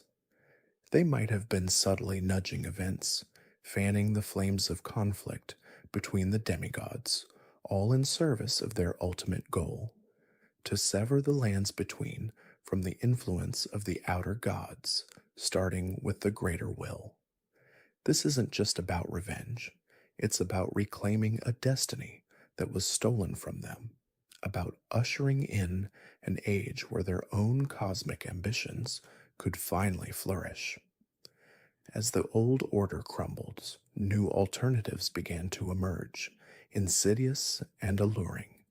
The flame of frenzy, a primal chaotic force, started to spread its influence across the lands between. This wasn't a subtle whisper, it was a roaring inferno, offering a complete obliteration of all life, a return to a state of undifferentiated chaos. I believe the emergence of the flame of frenzy during the shattering is no coincidence. When established systems fail, when hope dwindles, radical solutions become increasingly attractive. The flame offers an end to suffering, an end to division, an end to the very concept of individuality. For those broken by the war, those who had lost everything, the promise of a world without pain, even if it meant total annihilation, could be strangely comforting. It's a testament to the sheer desperation of the era that such a destructive philosophy could gain traction. This isn't just a natural phenomenon, it's an active, conscious force, guided by the three fingers, an outer god that stands in stark opposition to the greater will. Its rise signifies the weakening of the Golden Order's spiritual authority, creating a vacuum that other cosmic entities were all too eager to fill. The flame of frenzy, in its terrifying simplicity, represents the ultimate rejection of the world as it is, a desire to burn it all down and start anew, or perhaps to simply cease to be. And speaking of the three fingers, they emerge as a direct counterforce to the two fingers, advocating not just chaos, but absolute destruction. If the two fingers are the silent, enigmatic conduits of the greater will, attempting to guide the lands between towards a structured, ordered existence, then the three fingers are their antithesis, champions of the formless mother and the primordial crucible of life. Their presence during the shattering is a clear sign of the cosmic battle being waged over the fate of this world. They offer a path of madness, a vision of unity through incineration, a return to the primordial soup from which all life supposedly sprang. I believe their emergence is a direct response to the perceived tyranny and stagnation of the Golden Order. For beings who value absolute freedom and the raw, untamed essence of creation, the rigid dogma of the greater will would be anathema. They seek to unmake the world, not to rebuild it, but to return it to a state of pure, undifferentiated energy, where all distinctions, all suffering, all individuality are dissolved. This is not a path of redemption, it is a path of ultimate release, a terrifying freedom from the constraints of existence itself. Their influence, though often subtle, can be felt in the madness that grips certain corners of the lands between, in the twisted devotion of their followers, and in the sheer destructive power of the frenzied flame. As you, the tarnished, navigate this treacherous landscape, you encounter Melina, a spectral maiden who offers guidance and Crucially, the power to turn runes into strength. This is a pivotal moment, perhaps the most important encounter for any tarnished. Without Melina, your journey would be impossible. She is your conduit to power, your voice of reason in a world gone mad. I believe Melina is far more than just a simple maiden. Her enigmatic nature, her connection to the Erd Tree, and her willingness to sacrifice herself for your cause all point to a deeper, more significant role. Is she a fragment of Marika, a spirit of the Erd Tree itself, or perhaps an agent of another yet unknown cosmic entity? Her ability to transform runes, the very essence of the Elden Ring's power, into your own strength is a profound act of defiance against the established order. It allows you to circumvent the demigods, to grow powerful enough to challenge them directly, without needing their blessing or their fragmented great runes. This is a subtle but powerful subversion of the greater will's control, empowering an outsider to disrupt its carefully constructed hierarchy. Her guidance, though often cryptic, is always aimed at one goal: reaching the Erd Tree and becoming the Elden Lord. But to what end? Is she truly serving the will of Marika, or does she have her own agenda, her own vision for the future of the lands between? Her presence is a constant reminder that even in the darkest times, there are forces at play that seek to guide, to empower, and to shape destiny, often from the shadows. Meanwhile, the Elden Beast, the very vassal of the greater will, remains dormant within the Erd Tree, a silent, imposing presence. This isn't just a powerful creature, it is the physical manifestation of the Elden Ring's power and the greater will's authority. Its dormancy during the initial stages of the shattering is, I believe, a deliberate choice by the greater will, or perhaps a consequence of Marika's actions. It's possible that the greater will, in its cosmic arrogance, underestimated the extent of the chaos, or believed that its established order would eventually reassert itself. Or perhaps it was simply waiting for the opportune moment to reveal its true power, to crush any who dared to defy it. Its presence within the Erd Tree is a constant, looming threat, a reminder that ultimate power still resides at the very heart of the lands between. It is the final boss, the ultimate obstacle, the embodiment of the cosmic order that you, the Tarnished, are destined to either uphold or shatter. Its inaction, in a way, is a form of immense power, a silent judgment hanging over the entire realm. It's a watchful eye, observing the unfolding drama, waiting for the moment to intervene, to restore its dominion, or to utterly destroy those who threaten it. The silence of the Elden Beast is, in itself, a profound statement about the nature of the greater will's power: patient, ancient, and ultimately absolute. And so, armed with Melina's guidance and the burgeoning strength you gain from the runes, you, the Tarnished, begin your journey. Your primary objective: to gather the great runes, those fragmented pieces of the Elden Ring scattered among the demigods. This is the core gameplay loop, but it's also the narrative engine of the entire era. Each great rune represents a piece of the shattered cosmic order, a fragment of power that must be reclaimed.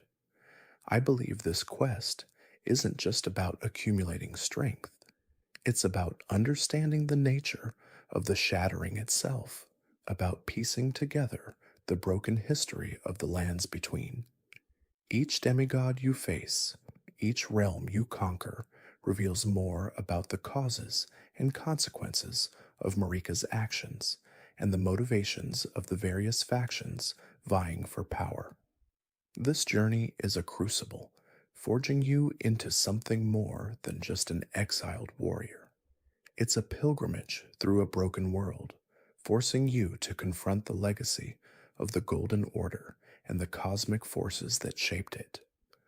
The Great Runes are not just keys to the Erd Tree, they are fragments of truth, each one holding a piece of the larger puzzle. As you gather them, you are not just growing stronger, you are growing wiser, more aware of the intricate web of power and betrayal that defines this world. This quest, seemingly straightforward, is actually a profound act of reassembly, a desperate attempt to put the pieces of a broken god back together, or perhaps to forge something entirely new from its fragments. As the tarnished rise, challenging the demigods and the greater will itself, the shattering era slowly begins to draw to a close. This isn't a sudden end, but a gradual transition, marked by your increasing power and influence. The conflict shifts from a war between demigods to a direct confrontation between you and the cosmic powers that govern the lands between. I theorize that your success fundamentally alters the balance of power, forcing the hidden hands to reveal themselves and the dormant powers to awaken. The era doesn't end with a whimper, but with a roar, as the very foundations of the world are shaken by your ascent. The demigods, once seemingly insurmountable, fall before your blade, their great runes absorbed, their destinies rewritten. This isn't just about defeating powerful enemies, it's about dismantling a corrupt system, piece by piece, until only the core remains. Your journey transforms the nature of the conflict, elevating it from a localized war to a cosmic struggle for the very soul of the lands between. The age of the demigods' squabbling ends, replaced by the age of the tarnished's ambition, an ambition that will either lead to salvation or to an even greater cataclysm. Ultimately, as the shattering era concludes, the lands between remain fractured, but with a new variable introduced. You, the fate of the Elden Ring, and indeed the entire world, hangs precariously in the balance. This is not a resolution, but a new beginning, a crossroads where countless paths diverge. Will you mend the Elden Ring and restore the Golden Order, perhaps in a new, more benevolent form? Will you embrace the flame of frenzy and burn it all away? Or will you carve out an entirely new destiny, a different age for this tormented realm? The answers to these questions are not predetermined. They are yours to forge. The shattering has laid bare the weaknesses of the old order, exposed the machinations of cosmic entities, and empowered an unlikely hero to decide the future. The lands are scarred, the people are broken, but a new dawn, or perhaps an eternal night, awaits. The stage is set, the players are in position, and the final act is about to begin. You thought you knew the story of the Night of the Black Knives, didn't you? A simple assassination, a tragic loss, the spark that ignited the shattering. But what if I told you that this pivotal moment, the very catalyst for the lands between's descent into chaos, was not just an act of malice, but a meticulously orchestrated conspiracy, a desperate gamble by powers you might never have suspected? We're about to peel back the layers of deception to understand how a single night of terror reshaped an entire world. As we move into the next chapter of our twisted timeline, we find ourselves firmly planted in the post-shattering era, though the seeds of this particular tragedy were sown long before the Golden Order truly fractured. We've just witnessed the unraveling of the Golden Order's facade, the hidden hands pulling strings, the growing descent.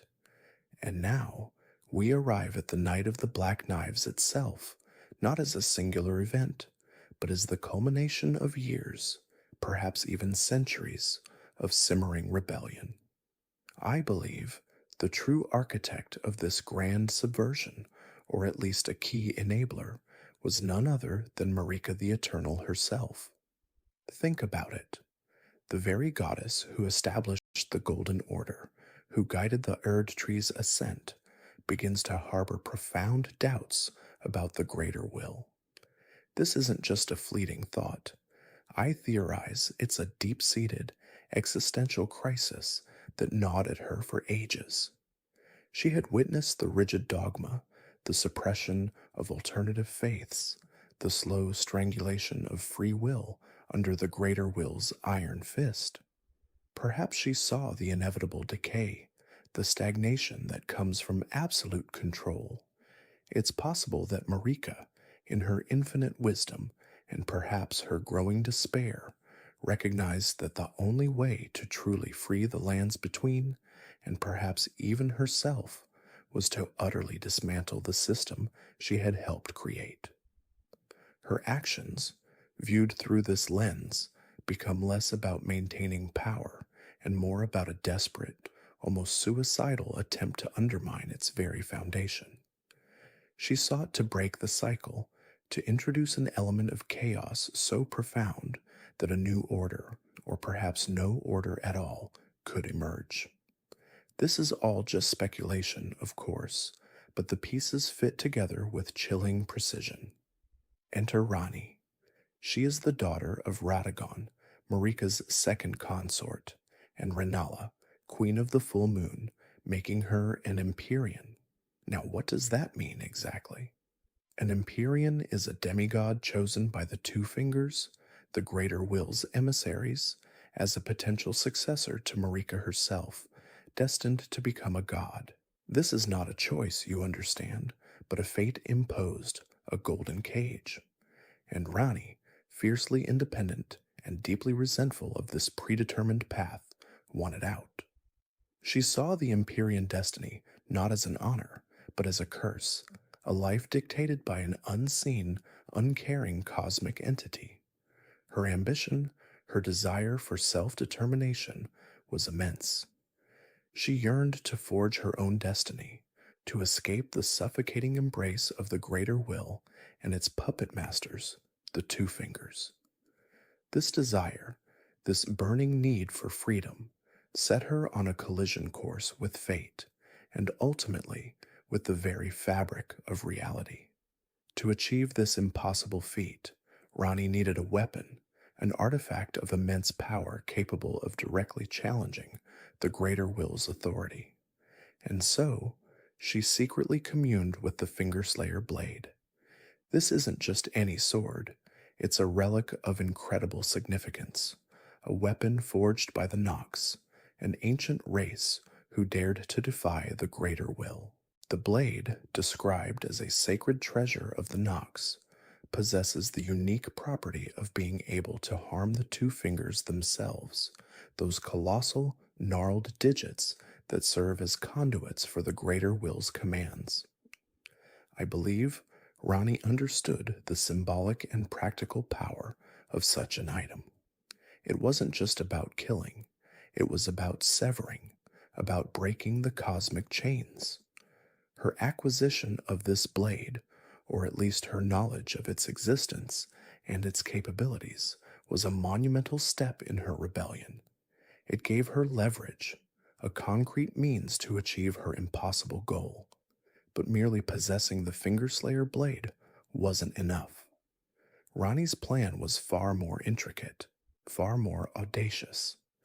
To truly escape her Empyrean fate, she needed to sever her connection to her Empyrean flesh. This is where things get truly dark and complex. The Two Fingers, I think, imbued Empyreans with a certain divine essence, making them inherently linked to their physical forms. To break free, to truly become independent of the greater will's influence, Rani needed to shed that flesh, to become a spirit, a being unbound by mortal constraints. And the only way to achieve this, the lore suggests, was through the death of a demigod.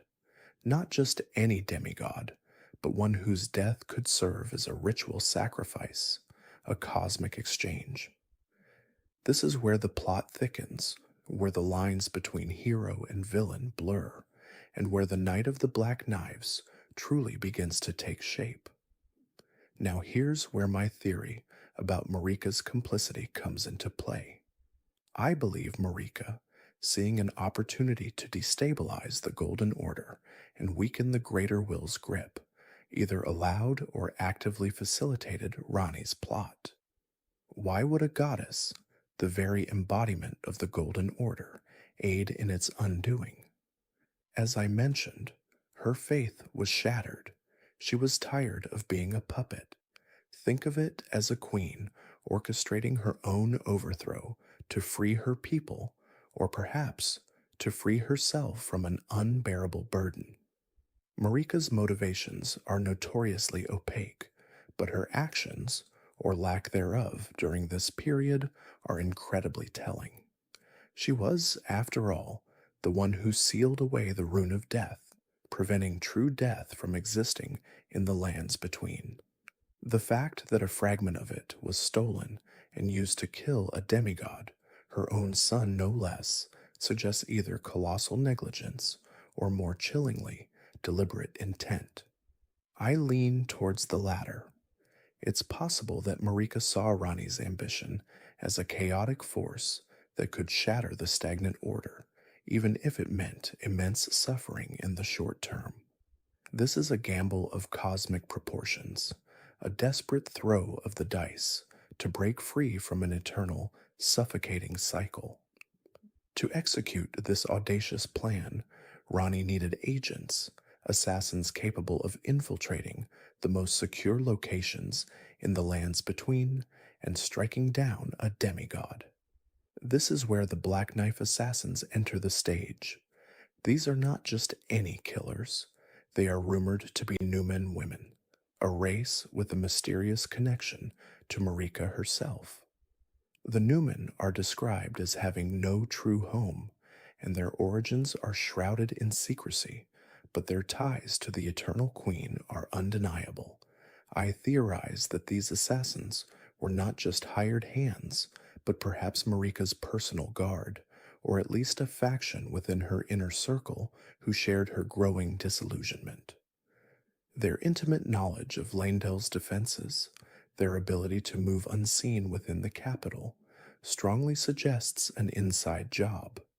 They were loyal, disciplined, and utterly ruthless, the perfect instruments for such a delicate and deadly task. Their recruitment, whether by Rani directly or through Marika's subtle influence, was a critical step in the unfolding conspiracy. But even the most skilled assassins need a weapon capable of achieving their objective, and this objective was nothing less than the death of a demigod, a feat previously thought impossible due to Marika's sealing of the rune of death. So Rani took another monumental, sacrilegious step. She stole a fragment of the rune of death, also known as destined death, from Malekith, the Black Blade. Malekith, Marika's shadow-bound beast, was the keeper of this ultimate power, bound by an oath to prevent its release. The theft itself is an incredible feat, suggesting either immense power on Rani's part, or perhaps, once again, complicity from someone in a position of authority, someone who could distract or weaken Malekith. This fragment, this sliver of true death, was the missing piece of Rani's puzzle. It was the key to making a demigod truly mortal. With the fragment of destined death in hand, Rani, or her agents, imbued it into the Black Knives themselves. These weren't just ordinary blades. They were now imbued with the power of true death, capable of bypassing the immortality granted by the Erd Tree and the Golden Order. This transformation made them weapons of unparalleled lethality, specifically designed to kill demigods. The very act of imbuing these knives with destined death is a dark ritual, a profound act of defiance against the greater will and its established order. It transformed a simple assassination into a metaphysical strike, a blow against the very concept of immortality that underpinned the Golden Order. Now, who would be the target of such an elaborate, dangerous plot? Not just any demigod, but one whose death would send shockwaves through the lands between, one whose demise would truly destabilize the Golden Order. The chosen victim was Godwyn the Golden, Marika's favored son and a champion of the Golden Order. Godwyn was beloved, charismatic, and a symbol of everything the Golden Order stood for: strength, piety, and divine favor. His death would not only create a power vacuum, but also shatter the faith of the populace, sowing discord and doubt. I believe he was chosen not out of personal malice, but precisely because of his symbolic importance. His death would be a direct assault on the greater will's authority, a loud, undeniable declaration that even its chosen champions were not immune to fate, or rather, to Rani's machinations. It was a strategic, brutal choice designed for maximum impact. With the target selected and the weapons prepared, the Black Knife assassins made their move. They infiltrated Landel, the capital of the Golden Order, a city thought to be impregnable. Their success in breaching its defenses speaks volumes about their skill, their intimate knowledge of the city's layout, and perhaps the assistance they received from within. This isn't just a random act of violence, it's a surgical strike, executed with precision and forethought. Their ability to navigate the labyrinthine capital, to bypass its formidable guards and wards, suggests a level of access that only those with deep connections to the royal court could possess. Finally, on the night of the Black Knives, the assassins struck. This wasn't a single attack, but a coordinated assault across multiple locations. While Godwyn the Golden was the primary target, other demigods or key figures may have been attacked simultaneously, creating widespread panic and confusion. The chaos of that night, the sudden, inexplicable deaths, would have been overwhelming, designed to disorient and paralyze the Golden Order's response. This multi-pronged attack ensured that the impact was immediate and devastating, leaving no doubt that a powerful unseen force was at play. This night would forever change the course of history in the lands between, setting the stage for even greater conflicts to come. You thought you knew what happened on the night of the Black Knives, didn't you? You probably pictured a straightforward assassination, a single act of malice. But what if I told you it was a meticulously choreographed cosmic ballet, a ritualistic sacrifice designed to sever one being from their destiny while freeing another? This isn't just a story about a single death, it's about the unraveling of an entire cosmic order, a deliberate act of defiance that sent ripples through every corner of the lands between, ultimately setting the stage for the Tarnished's return. We've established that Godwyn the Golden, Marika's beloved firstborn, met his untimely end on this fateful night. But it wasn't just a simple murder. I believe this was an act of profound, deliberate spiritual engineering. His soul, the very essence of his being, was utterly destroyed, yet his body, his physical form, remained. This wasn't merely a corpse. It was a living monument to death, a grotesque mockery of life that would come to be known as the Prince of Death. Think about that for a moment. A soul extinguished, a body left to fester. It's a horror almost beyond comprehension, a corruption so deep it would later draw the attention of figures like Fia, the deathbed companion, who sought to embrace and perhaps even mend this broken state of existence.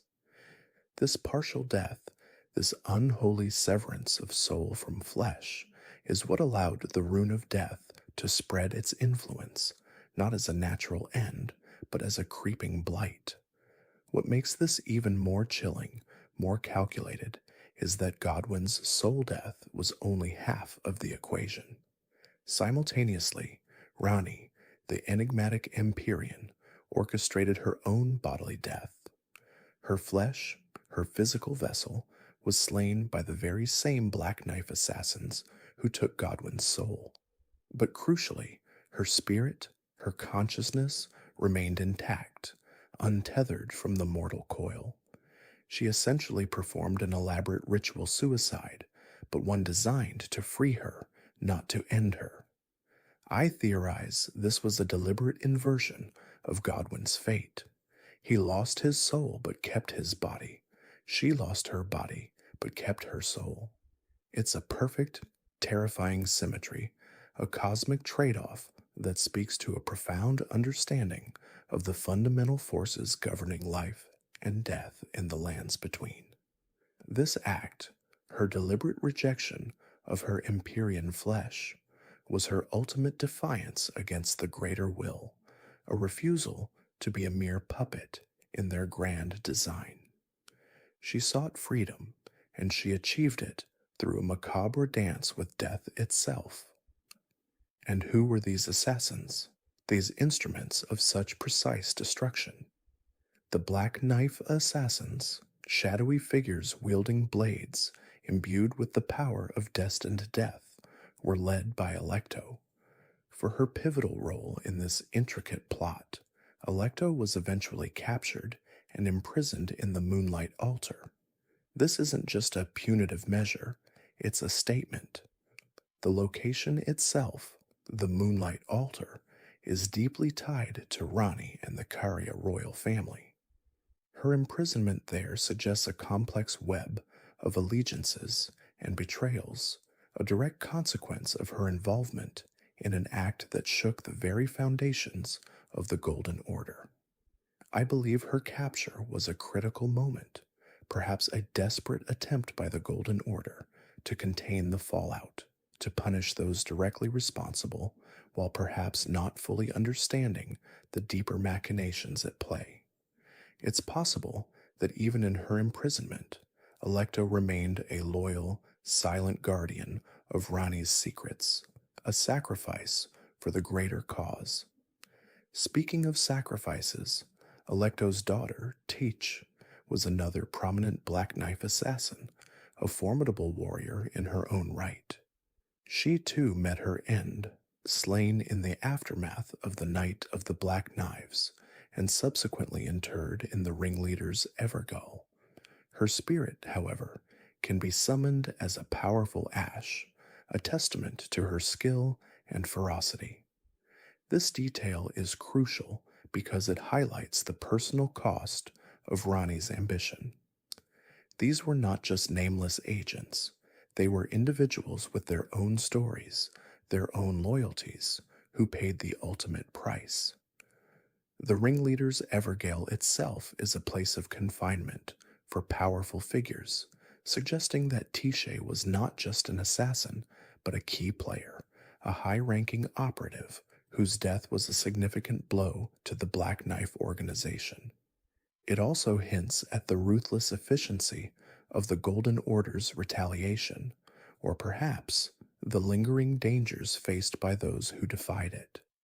The immediate cataclysmic consequence of Godwin's death, this unprecedented breach of the natural order, was the shattering.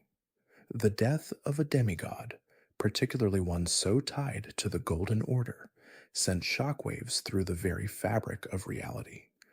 It was the catalyst, the spark that ignited the powder keg.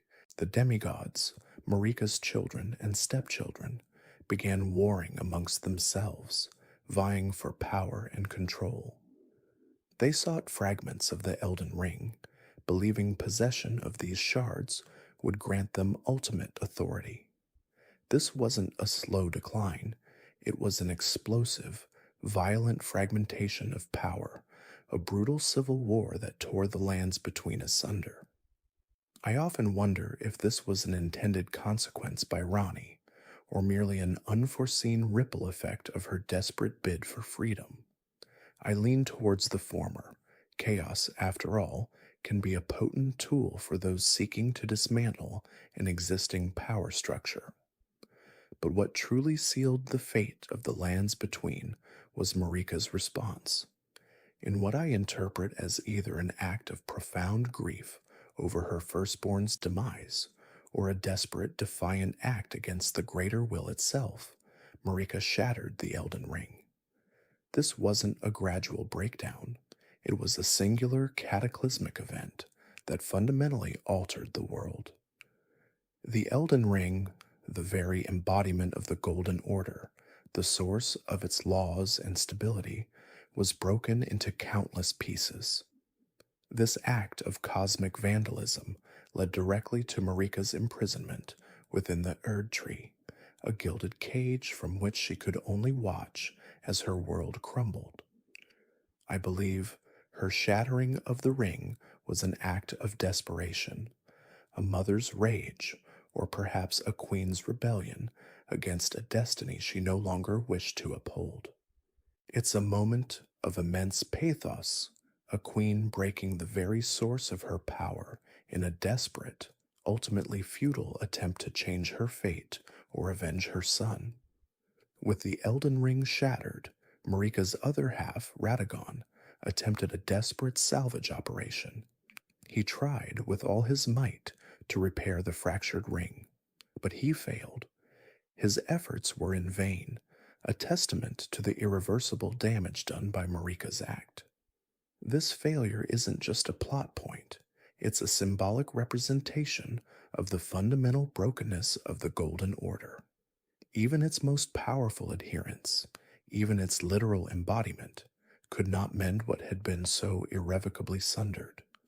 This failure cemented the chaos, ensuring that the lands between would remain without a guiding principle, without a unifying force, for an extended period. And with the Elden Ring shattered, with its primary architects either imprisoned or failed, the Erd Tree's guidance, that golden light that once illuminated the path for the tarnished and governed the lives of all in the lands between, ceased. The golden rays that once shone brightly, directing chosen individuals and shaping destiny, simply vanished. This wasn't just a loss of light, it was a loss of purpose, a loss of direction for an entire civilization. The lands between were plunged into a spiritual darkness, a state of profound uncertainty where ancient laws no longer held sway and the future was unwritten. This cessation of guidance is what ultimately prompted the return of the Tarnished, you, to seek out the Elden Ring and become the Elden Lord. It's a cosmic invitation, a desperate plea for someone to mend what was broken. As all this chaos unfolded, Rani, her spirit now free from her Empyrean flesh, fled. She took refuge in a puppet body, hiding away in the ruins of the Carian Manor, a place steeped in her family's ancient magic. This act of taking a puppet body is crucial. It allowed her to escape the scrutiny of the greater will, to move unseen, and to continue her machinations from the shadows. It's a brilliant tactical maneuver, a way to exist without truly existing, to influence events without being directly implicated. Her choice of the Carian Manor as a sanctuary speaks to her deep connection to her lineage and the powerful sorceries that run through her blood. It was a place of safety, a place where she could plan her next move, free from the constraints of her former life. The Black Knife Assassins, their mission accomplished, but their leader and key members captured or killed, scattered into the winds. Some found refuge in the labyrinthine catacombs that crisscross the lands between, hiding amongst the dead and forgotten. Others, perhaps still loyal to Rani, or now simply instruments for hire, began working for hidden masters, their blades still sharp, their motives shrouded in mystery. This dispersion of the Black Knives speaks to the lasting impact of their actions and their continued presence as a dangerous, unpredictable force within the lands between. They are a constant reminder of the Night of the Black Knives, a lingering shadow of defiance against the Golden Order. And finally, In the wake of Godwin's grotesque transformation, Fia, the deathbed companion, became inexplicably drawn to his corrupted corpse beneath Landell. Fia, a figure who embraces death and seeks to mend its brokenness, found in Godwin's undead form a profound, unsettling beauty.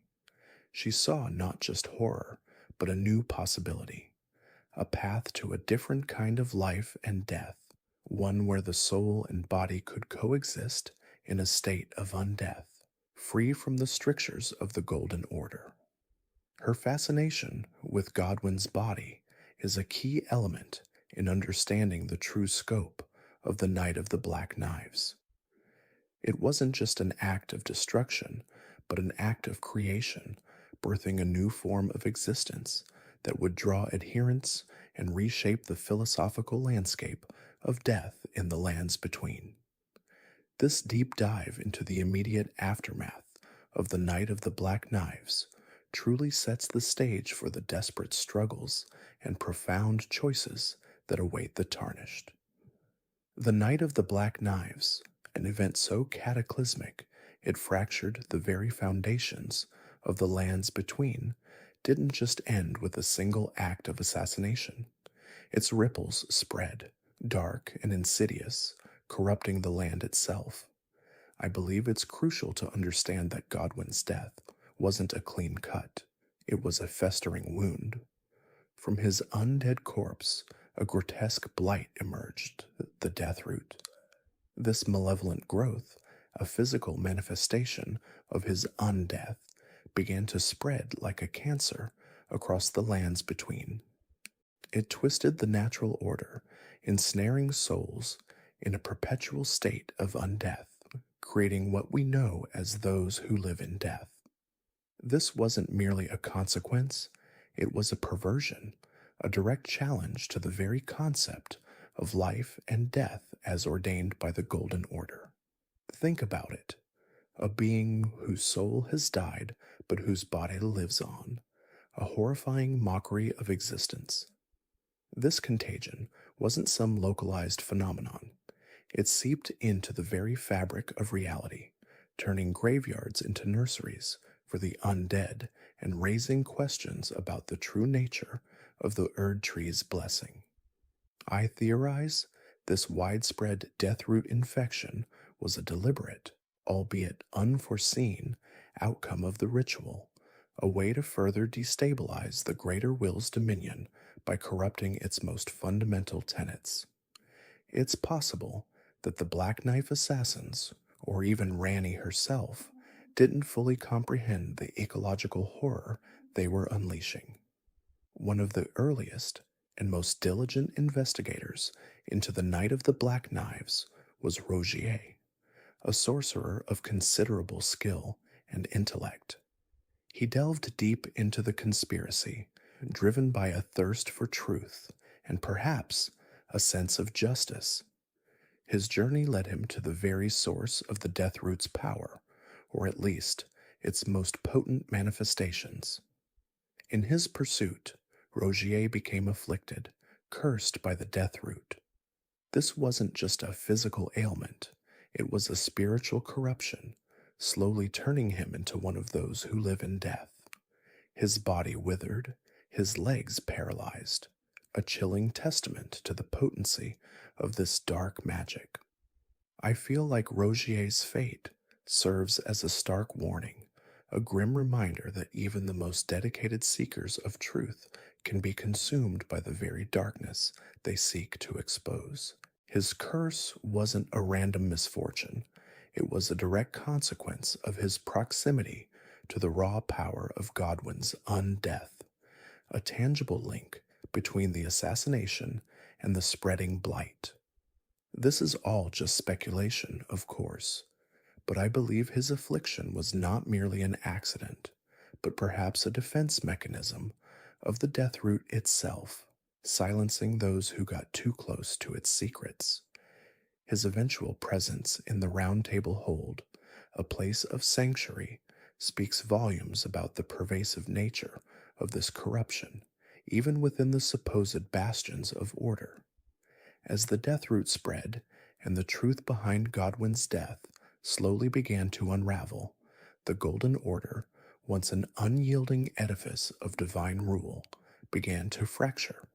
Its authority, once absolute, was now questioned. The very foundations upon which it rested, the concept of an unbroken cycle of life and death, had been irrevocably shattered. Factions emerged, each vying for power or seeking to restore some semblance of order in a world plunged into chaos. The Round Table Hold, a gathering place for tarnished champions, became a symbol of this fracturing, a place where disparate individuals, each with their own agendas, sought to navigate the new reality. Even the Two Fingers, the direct emissaries of the greater will, began to lose their iron grip. Their pronouncements, once unquestioned, now carried less weight. I think this erosion of authority was a crucial turning point, creating a power vacuum that ambitious individuals and shadowy organizations were quick to exploit. It wasn't a sudden collapse, but a gradual decay, like a grand old tree slowly succumbing to disease. This weakening of the established order was, I believe, precisely what Rani had hoped for, a necessary prerequisite for her grander design. Speaking of which, Rani, having successfully orchestrated the death of her own flesh, was now free to pursue her true ambition, to overthrow the greater will and usher in an age of stars. Her alignment with the Dark Moon wasn't a casual alliance. It was a profound commitment, a rejection of the Erd Tree's golden light in favor of a colder, more distant cosmic influence.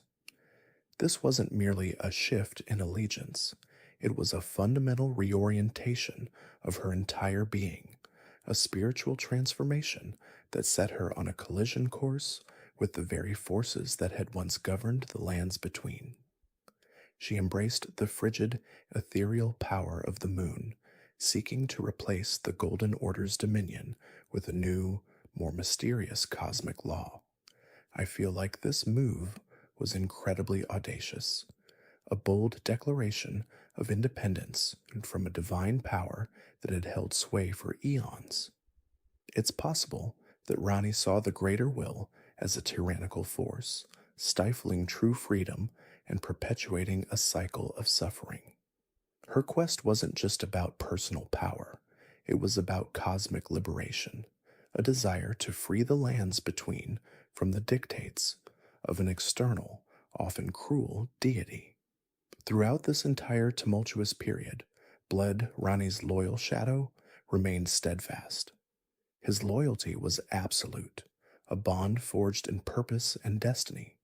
He was, in essence, an extension of Rani's will, her protector and enforcer. However, even such unwavering devotion could not withstand the insidious influence of the Two Fingers. As Rani's defiance became more pronounced, the Two Fingers, recognizing the threat she posed, began to exert their control over Bled, twisting his inherent loyalty into a maddening conflict. They sought to force him to fulfill his original purpose, to be Rani's executioner should she ever stray from the greater will's path. This wasn't a simple betrayal, it was a tragic manipulation, turning a devoted companion into a weapon against his beloved mistress. I believe this internal struggle, this forced madness, is one of the most poignant aspects of Rani's story. It highlights the cruel and manipulative nature of the greater will, willing to sacrifice even its own creations to maintain control. Bled's eventual descent into madness, his desperate attempts to cling to his loyalty, even as it was being torn apart, is a testament to the power of the Two Fingers' influence. It's possible that this mental torture was a deliberate psychological attack designed to break Rani's spirit by destroying her most trusted ally. To protect Rani from the ever-present threat of the Black Knife assassins, the very agents she had once commanded Aji, Rani's loyal blacksmith and confidant, took drastic measures. He imprisoned them, sealing them away in the depths of the lands between. This act wasn't born of malice, but of a profound sense of duty and love for Rani. Iji understood the precariousness of Rani's position, the myriad forces arrayed against her, and he acted to neutralize one of the most immediate dangers. This is all just speculation, but I theorize Iji's actions were a testament to his foresight and strategic thinking, recognizing that yesterday's allies could easily become today's enemies in the shifting sands of political and cosmic power. His sacrifice, his willingness to undertake such a grim task, underscores the depth of his devotion. It's possible that Iji, having witnessed the chaos unleashed by the Night of the Black Knives, understood the necessity of containing its lingering threats, even if it meant imprisoning former comrades. This act of sealing away the assassins wasn't just about protection, it was about controlling the narrative, preventing any further complications that could expose Rani's involvement or undermine her new path. As Rani continued to pursue her destiny, the two fingers, increasingly desperate to bring her back into their fold or eliminate her entirely, dispatched a formidable agent, the Baleful Shadow. This creature, a manifestation of their will, was sent to hunt Rani down, to end her rebellion before it could truly take hold. The Baleful Shadow wasn't just a mere assassin, it was a direct extension of the greater will's power, a relentless hunter imbued with a singular purpose. However, Rani was not without her own champions. In a climactic confrontation, the Baleful Shadow was slain by her champion, a pivotal moment that solidified Rani's defiance and demonstrated the strength of her resolve. I feel like this victory was more than just a physical triumph. It was a symbolic rejection of the greater will's authority, a clear declaration that Rani would not be swayed from her chosen path. This is all just speculation, but I believe this defeat of the Baleful Shadow marked a significant turning point, showing the greater will that Rani was no longer a pawn to be manipulated, but a powerful force to be reckoned with. It's possible that this victory emboldened Rani and her followers, signaling that even the direct agents of the greater will could be overcome. Meanwhile, a grim discovery was made in the divine tower of Liurnia, Rani's discarded Empyrean body. This wasn't merely a corpse, it was a vessel, a shell that once housed her divine essence. Upon it lay the curse mark of death, a chilling testament to the ritual she had undergone. This curse mark wasn't just a brand, it was a fragment of the rune of death itself, imbued with the power of destined death. The discovery of her body, and more importantly, the curse mark, confirmed the true nature of her involvement in the Night of the Black Knives, revealing the depth of her sacrifice. I think this finding was crucial for anyone trying to piece together the full story, a tangible piece of evidence that linked Rani directly to the cataclysmic event.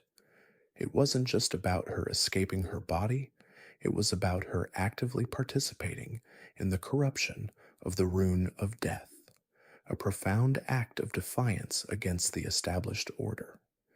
This is all just speculation, but I theorize that the location of her discarded body in the divine tower of Liurnia was no accident, perhaps a symbolic gesture or a necessary component of her ritual, a final severance from the Golden Order's influence. The curse mark of death, however, was not whole. It was split, divided between Godwin and Rani, symbolizing their shared fate in the Night of the Black Knives. Godwin received the death of the soul, his body living on in a grotesque mockery of life, while Rani received the death of the body, her soul freed to pursue a new destiny. This division wasn't arbitrary, it was the very essence of the ritual, a complex manipulation of the rune of death that allowed for two distinct forms of death to occur simultaneously. I believe this shared curse mark is the ultimate proof of their intertwined destinies, two halves of a single world altering event.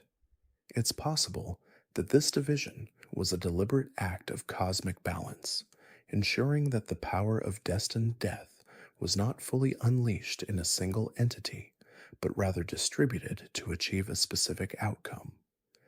This shared fate, this dual death, is what truly set the Night of the Black Knives apart from any other assassination, elevating it to a ritual of profound cosmic significance.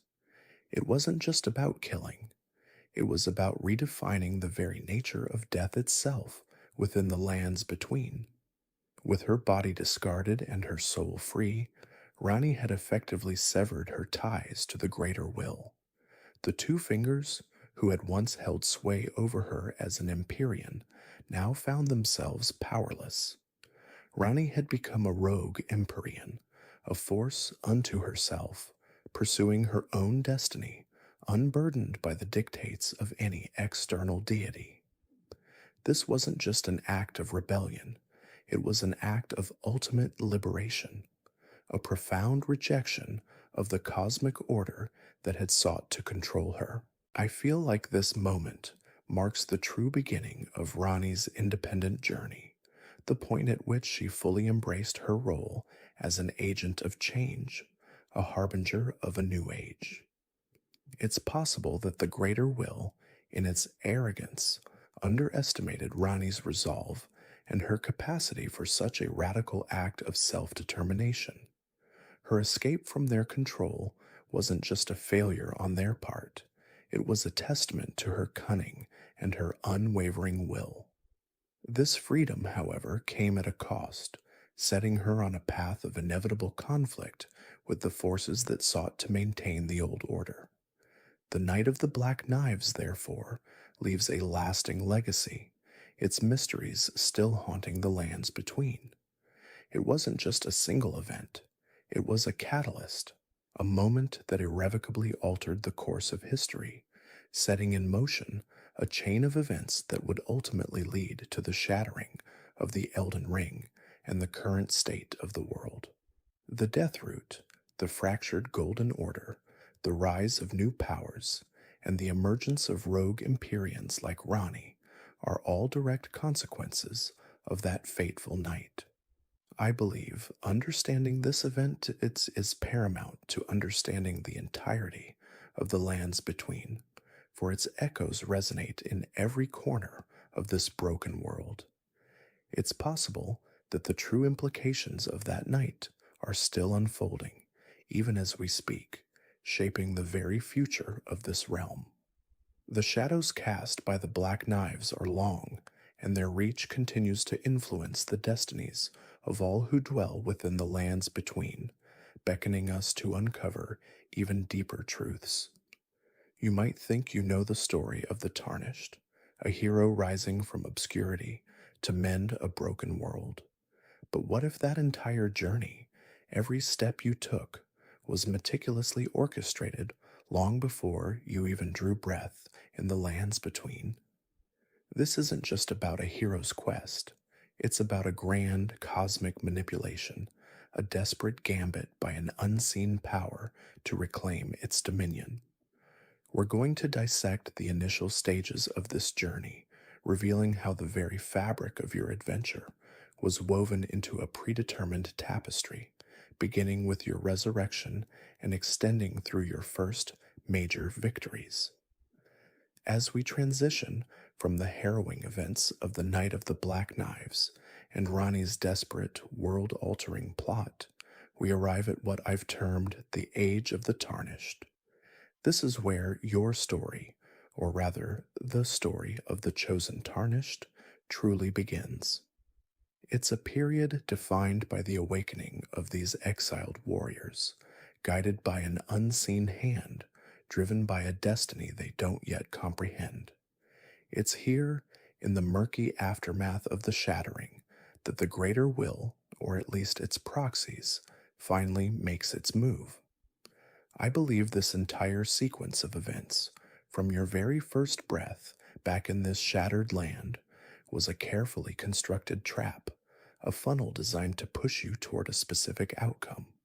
The tarnished, those who had long lost the grace of the Erd Tree and were banished from the lands between, are suddenly, inexplicably resurrected. This isn't some random occurrence. This is a directed summons. You awaken in a desolate place, often referred to as the Chapel of Anticipation, a crumbling edifice that feels more like a prison than a sanctuary. It's a liminal space, disconnected from the main continent, almost as if you're being tested or perhaps conditioned before being fully unleashed. Your first true challenge here isn't some minor beast, but a formidable foe, the grafted scion. This grotesque creature, a multi limbed abomination, serves as an immediate, brutal introduction to the perils of the lands between. It's a trial by fire, and for many, it's a trial by death. I theorize this initial encounter serves a dual purpose. First, it weeds out the truly unprepared, those who cannot even overcome a relatively early game boss. Second, and perhaps more subtly, it establishes a pattern. You will face overwhelming odds, you will likely die, but you will always return. This cycle of death and rebirth, central to the game's mechanics, is introduced right at the outset, subtly reinforcing the idea that your journey is not meant to be easy, but it is meant to be completed. It's almost as if the greater will is saying, you are expendable, but your purpose is not. After this initial, often fatal encounter, you awaken in Limgrave, a verdant yet dangerous region that serves as the true starting point of your adventure. It's here that the true guidance begins. A spectral figure, Melina, appears before you, an enigmatic maiden whose motives are shrouded in mystery. She offers you a pact. She will act as your finger maiden, allowing you to channel the power of runes, to grow stronger, to level up, in exchange for being brought to the foot of the Erd Tree. She also bestows upon you Torrent, the spectral steed, a loyal companion who will carry you across the vast landscapes of the lands between. This isn't just a convenient gameplay mechanic, it's a crucial step in the greater will's plan. Without Melina, without the ability to level up, your journey would be impossible. Without Torrent, traversing the immense distances would be an insurmountable chore. These gifts, presented as boons, are actually the chains that bind you to your predetermined path. They are the necessary tools for you to fulfill the role that has been assigned to you. Almost immediately upon entering Limgrave, you are confronted by another imposing figure, the Tree Sentinel. This golden armored knight, mounted on a massive steed, stands as a formidable guardian of the Erd Tree, blocking the most direct path forward. It's another early game challenge that tests your resolve and teaches you the importance of strategic engagement, or perhaps strategic retreat. I believe the placement of the Tree Sentinel is deliberate, a clear message is from the powers that be. The path to the Erd Tree is not for the faint of heart, and only the truly determined, or perhaps the truly manipulated, will succeed. It's a gatekeeper, not just to a physical location, but to the very idea of your quest. As you explore Limgrave, you begin to piece together the shattered history of this world. You learn of the Shattering, a cataclysmic war that tore apart the Elden Ring, the very source of the lands between's order and prosperity. This war, fought between Marika's demigod offspring, plunged the world into an era of chaos and decay. The Elden Ring, once whole, is now fractured into great runes, scattered amongst the warring demigods. This revelation provides the impetus for your quest to gather these great runes, mend the Elden Ring, and become the Elden Lord. But is this truly your desire, or is it a desire carefully implanted within you?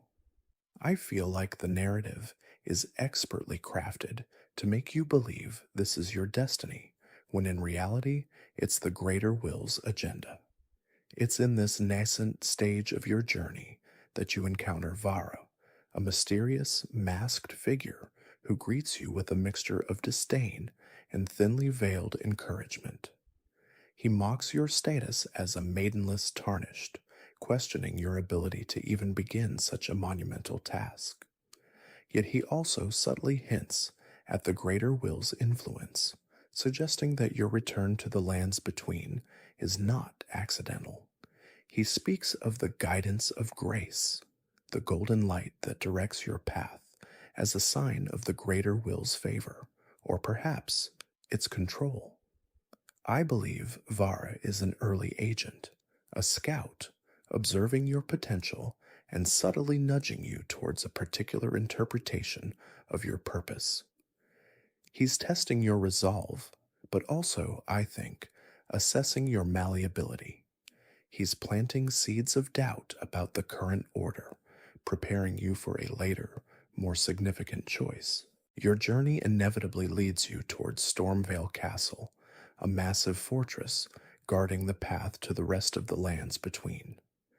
Standing in your way is Margit, the Fell Omen, a powerful demigod who serves as another formidable guardian. Margit's presence here is significant.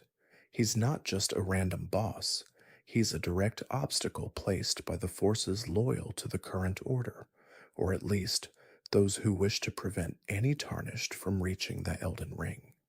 His defeat is a major milestone, proving your capability and signaling to the powers that be that you are a serious contender. It's a moment where you, the player, feel a genuine sense of accomplishment, but I think it's also a moment where the greater will's agents are taking note.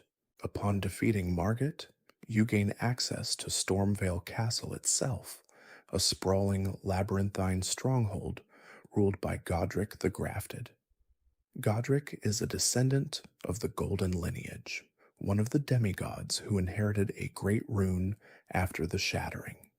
His grotesque appearance, a patchwork of grafted limbs from defeated warriors, speaks to his desperation and his hunger for power.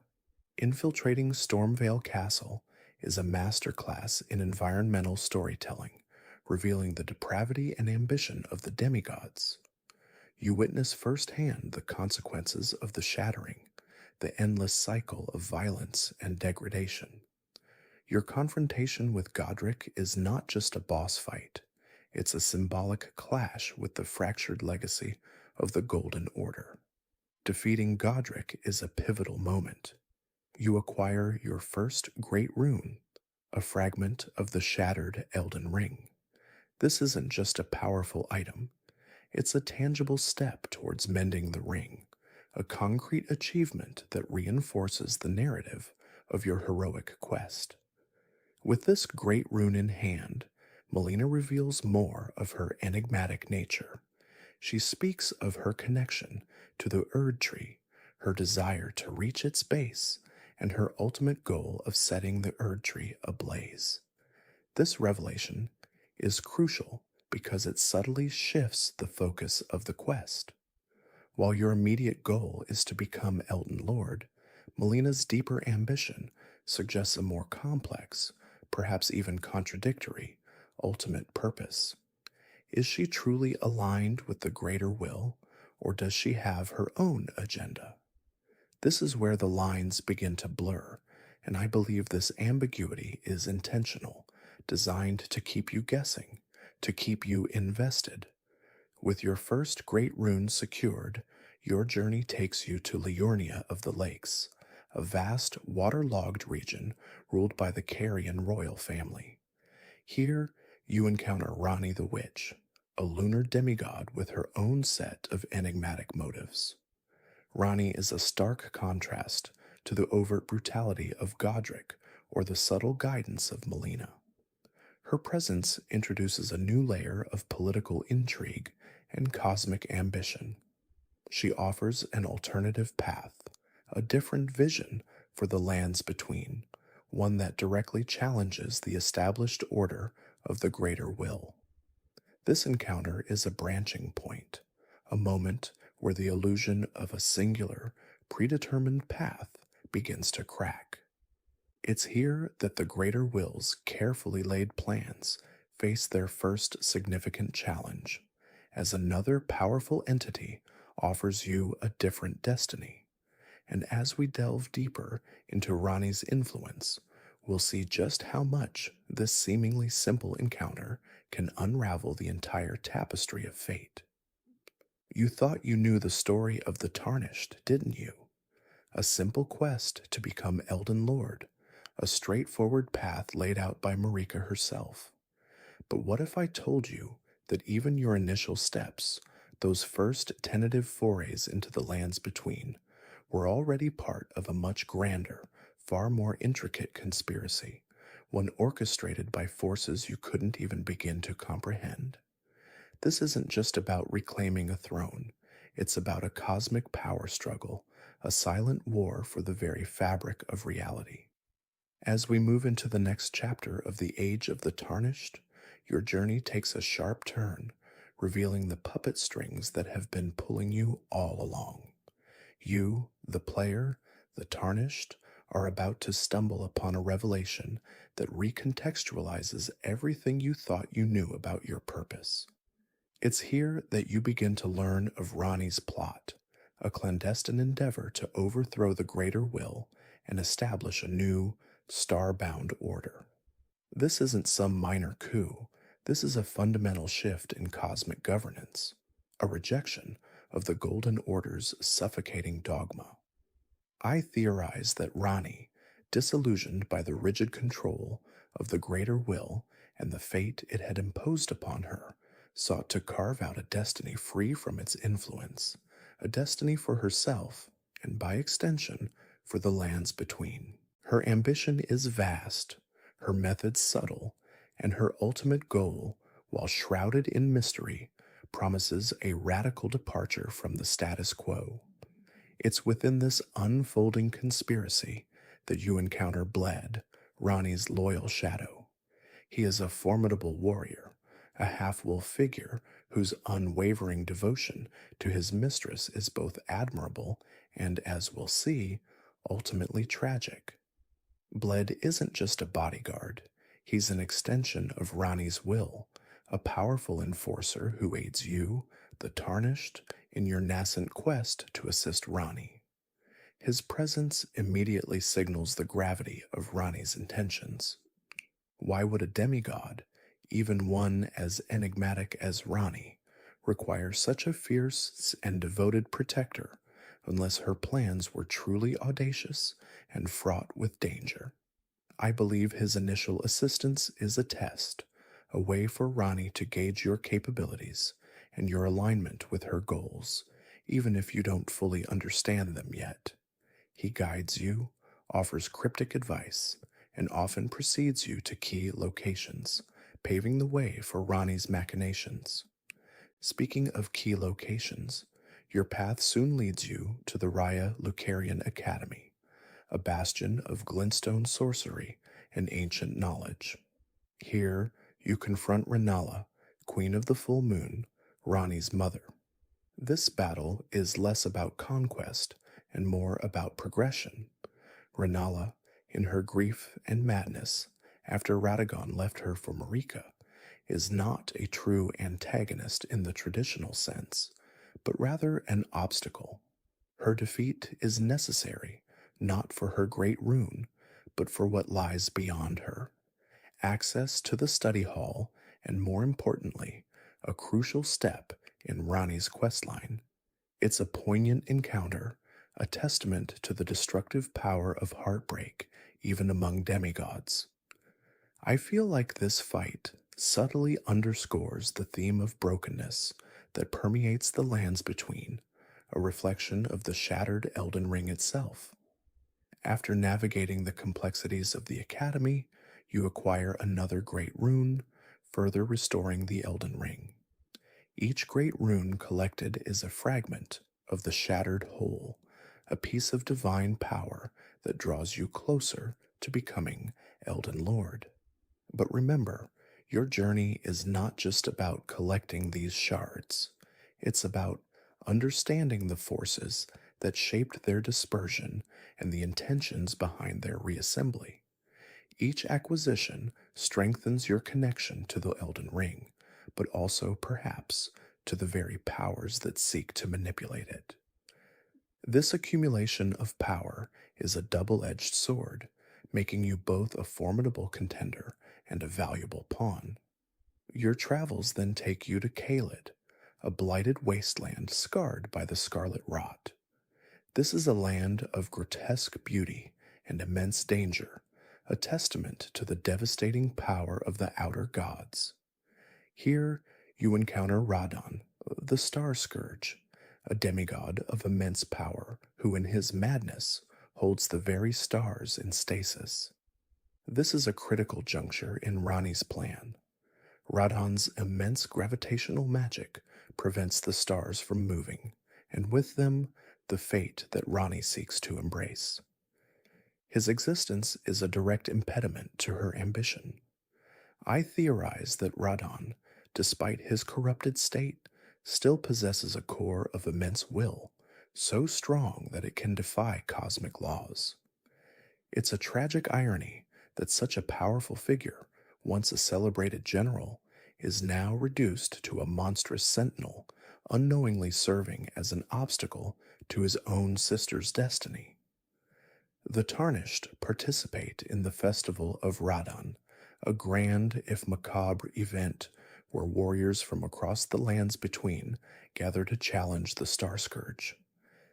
This isn't just a battle, it's a spectacle, a desperate attempt to free the land from his gravitational grip. Your participation is crucial. You, alongside other champions, face Radon in a truly epic confrontation. His defeat is a momentous occasion, not just for the Tarnished, but for the entire cosmic order.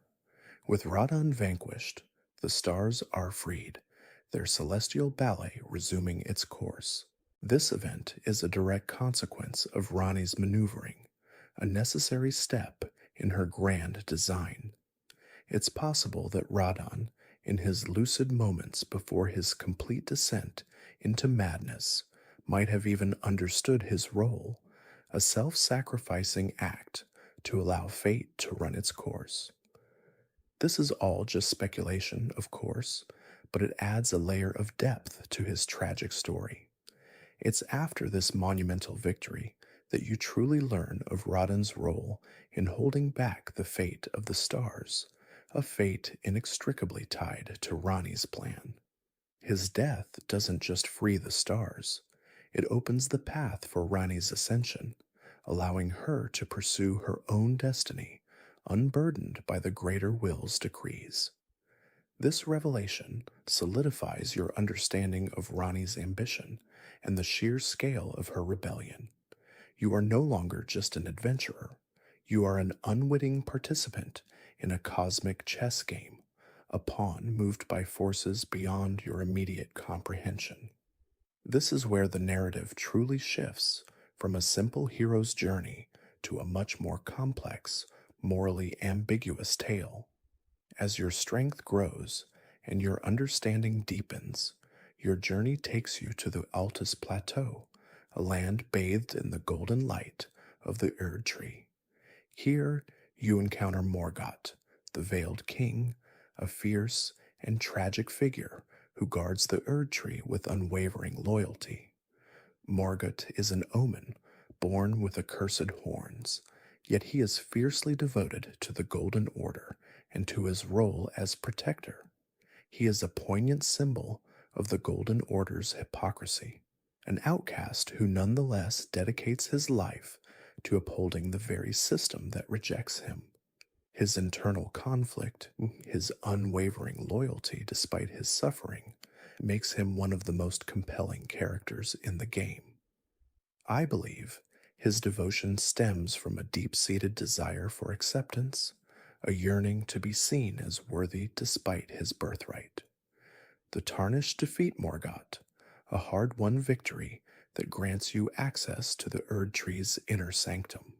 This is a pivotal moment, the culmination of much of your journey, a step towards claiming the Elden Ring and becoming Elden Lord. You stand before the very heart of the Golden Order, ready to fulfill your destiny. But what you find within is not the glorious throne you anticipated. Instead, you discover the Erd Tree is sealed by thorns, an impenetrable barrier preventing your entry. This is a cruel twist, a final insurmountable obstacle. The Golden Order, in its wisdom, or perhaps its fear, has locked itself away, making it impossible for anyone, even a victorious Tarnished, to claim the throne. This isn't just a physical barrier, it's a symbolic one, representing the decay and stagnation of the current order. It's a powerful statement. The path to becoming Elden Lord is not as straightforward as it seems. The very heart of the system is closed off. I feel like this moment is designed to create a sense of profound frustration, a realization that the rules of the game have been changed without your knowledge. It's at this moment of despair that Melina reveals her true purpose, to burn the Erd Tree and remove the thorns, sacrificing herself in the process. This is a shocking revelation, a testament to Melina's hidden depths and her unwavering commitment to your journey. Her sacrifice is not a whim, it is a necessary act, a ritual passed down through generations, a means to break the cycle of stagnation. She is the kindling, the flame that will clear the path, even if it costs her everything. This act of self immolation is a stark reminder of the sacrifices required to truly change the world, a heavy burden placed upon your shoulders.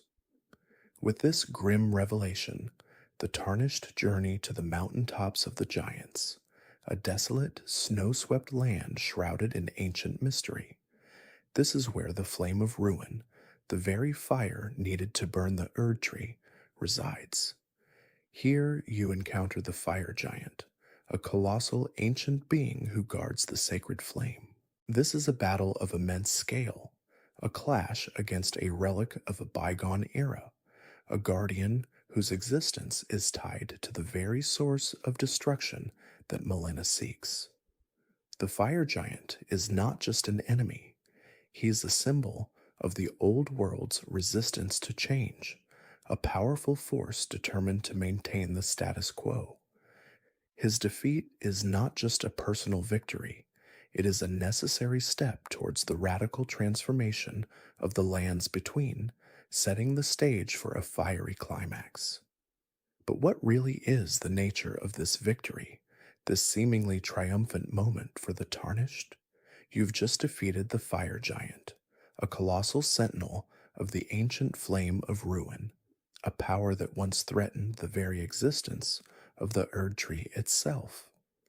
This victory, I believe, is a pivotal turning point, not just for you, the player, but for the entire cosmic narrative woven by the greater will.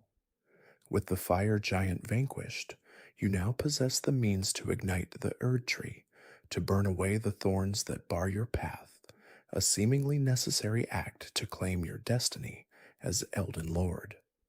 You return to the foot of the Erd Tree, that magnificent golden monument that has dominated the skyline of the lands between since time immemorial. The thorns, an intricate, impenetrable barrier, still stand defiant, but now armed with the destructive power of the flame of ruin, you initiate the burning. This is a moment of immense consequence, an act of sacrilege to some, a necessary cleansing to others. I theorize that even this act, This seemingly rebellious defiance of the Erd Tree's defenses was anticipated, perhaps even desired by the greater will. It's a violent, chaotic step, but chaos, as we've seen, can be a tool for reorganization, for a new kind of order. The flames consume the thorns, a spectacle of destructive beauty, and the path to the heart of the Erd Tree, to the Elden Ring itself, is finally revealed. As you step through the now open threshold, you enter a realm unlike any other you've encountered. The Erd Tree's interior is not merely a grand chamber, but a sacred space, a nexus of power and history.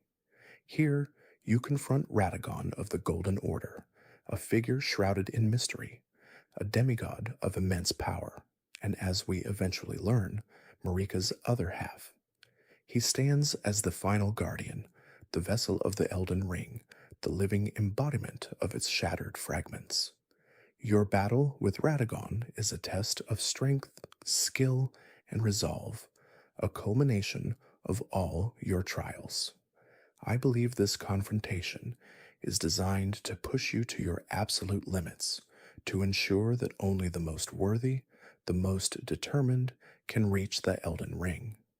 His defeat is not just a personal victory, but a symbolic shattering of the old order, a breaking of the final seal. But the moment Radagon falls, the true nature of the Elden Ring and the greater will's direct influence is laid bare. The Elden Beast emerges, a cosmic entity of ethereal beauty and terrifying power, the living embodiment of the Elden Ring itself and the direct vassal of the greater will. This is not merely a creature, but a concept made manifest, a cosmic horror that transcends mortal understanding. It's a startling revelation, a twist that recontextualizes everything you thought you knew about the Elden Ring and its divine masters. I feel like this reveal is crucial because it pulls back the curtain, showing us that the Elden Ring isn't just a magical artifact, but a living, breathing extension of an outer God's will. It's a direct confrontation with the very source of the Lands Between's woes, a final, existential battle. Your victory over the Elden Beast is the ultimate triumph, an act that, on the surface, appears to sever the direct control of the greater will over the lands between. The cosmic entity dissipates, its luminous form fading into nothingness, and with it, the direct manifestation of the greater will's power within this realm. This is a moment of profound significance, a liberation, perhaps, or merely a transition to a new form of control. I theorize that this defeat, while seemingly definitive, might be part of a larger, more intricate plan. Could the greater will have allowed its physical manifestation to be destroyed, knowing that its influence would persist through other means? It's possible that this defeat was a necessary step in its grand design, a way to reset the board for a new game. With the Elden Beast vanquished, the path is clear. You, the Tarnished, are now presented with a monumental choice: to restore the Elden Ring, to mend the fractured order of the lands between, and usher in a new age. This choice is not a simple one, for the nature of that restoration, the kind of age you usher in, is entirely up to you. Will you restore the Golden Order, albeit in a new form? Will you embrace the Age of Stars, the Age of Duskborn, or the Age of Fracture? This choice, I believe, is the ultimate test of your understanding, your values, and your vision for the future. It's a moment of immense power and responsibility, a true culmination of your journey. Now, let's dive into the deeper conspiracies, the whispers that suggest a more sinister hand at play throughout your entire journey. Many theories suggest that the greater will, far from being an antagonist you ultimately overcome, orchestrated the Tarnished's entire journey from the very beginning. This isn't about direct, overt control, but subtle manipulation, a cosmic puppeteer pulling strings you never even knew existed. The idea is that the greater will, seeing the lands between descend into chaos after the shattering, needed a catalyst for change, a means to restore order, even if that order was a new one. And who better than a disposable, resurrected warrior, stripped of grace, driven by an innate desire to become Elden Lord? I find this incredibly compelling because it explains so much of the seemingly convenient timing and the way paths always seem to open up for you. These theories claim that the Tarnished were nothing more than pawns in a larger cosmic game, manipulated by the greater will to achieve its own ends. Every challenge, every seemingly insurmountable obstacle, every guiding light was part of a carefully constructed path designed to lead you to this exact moment. Think about it.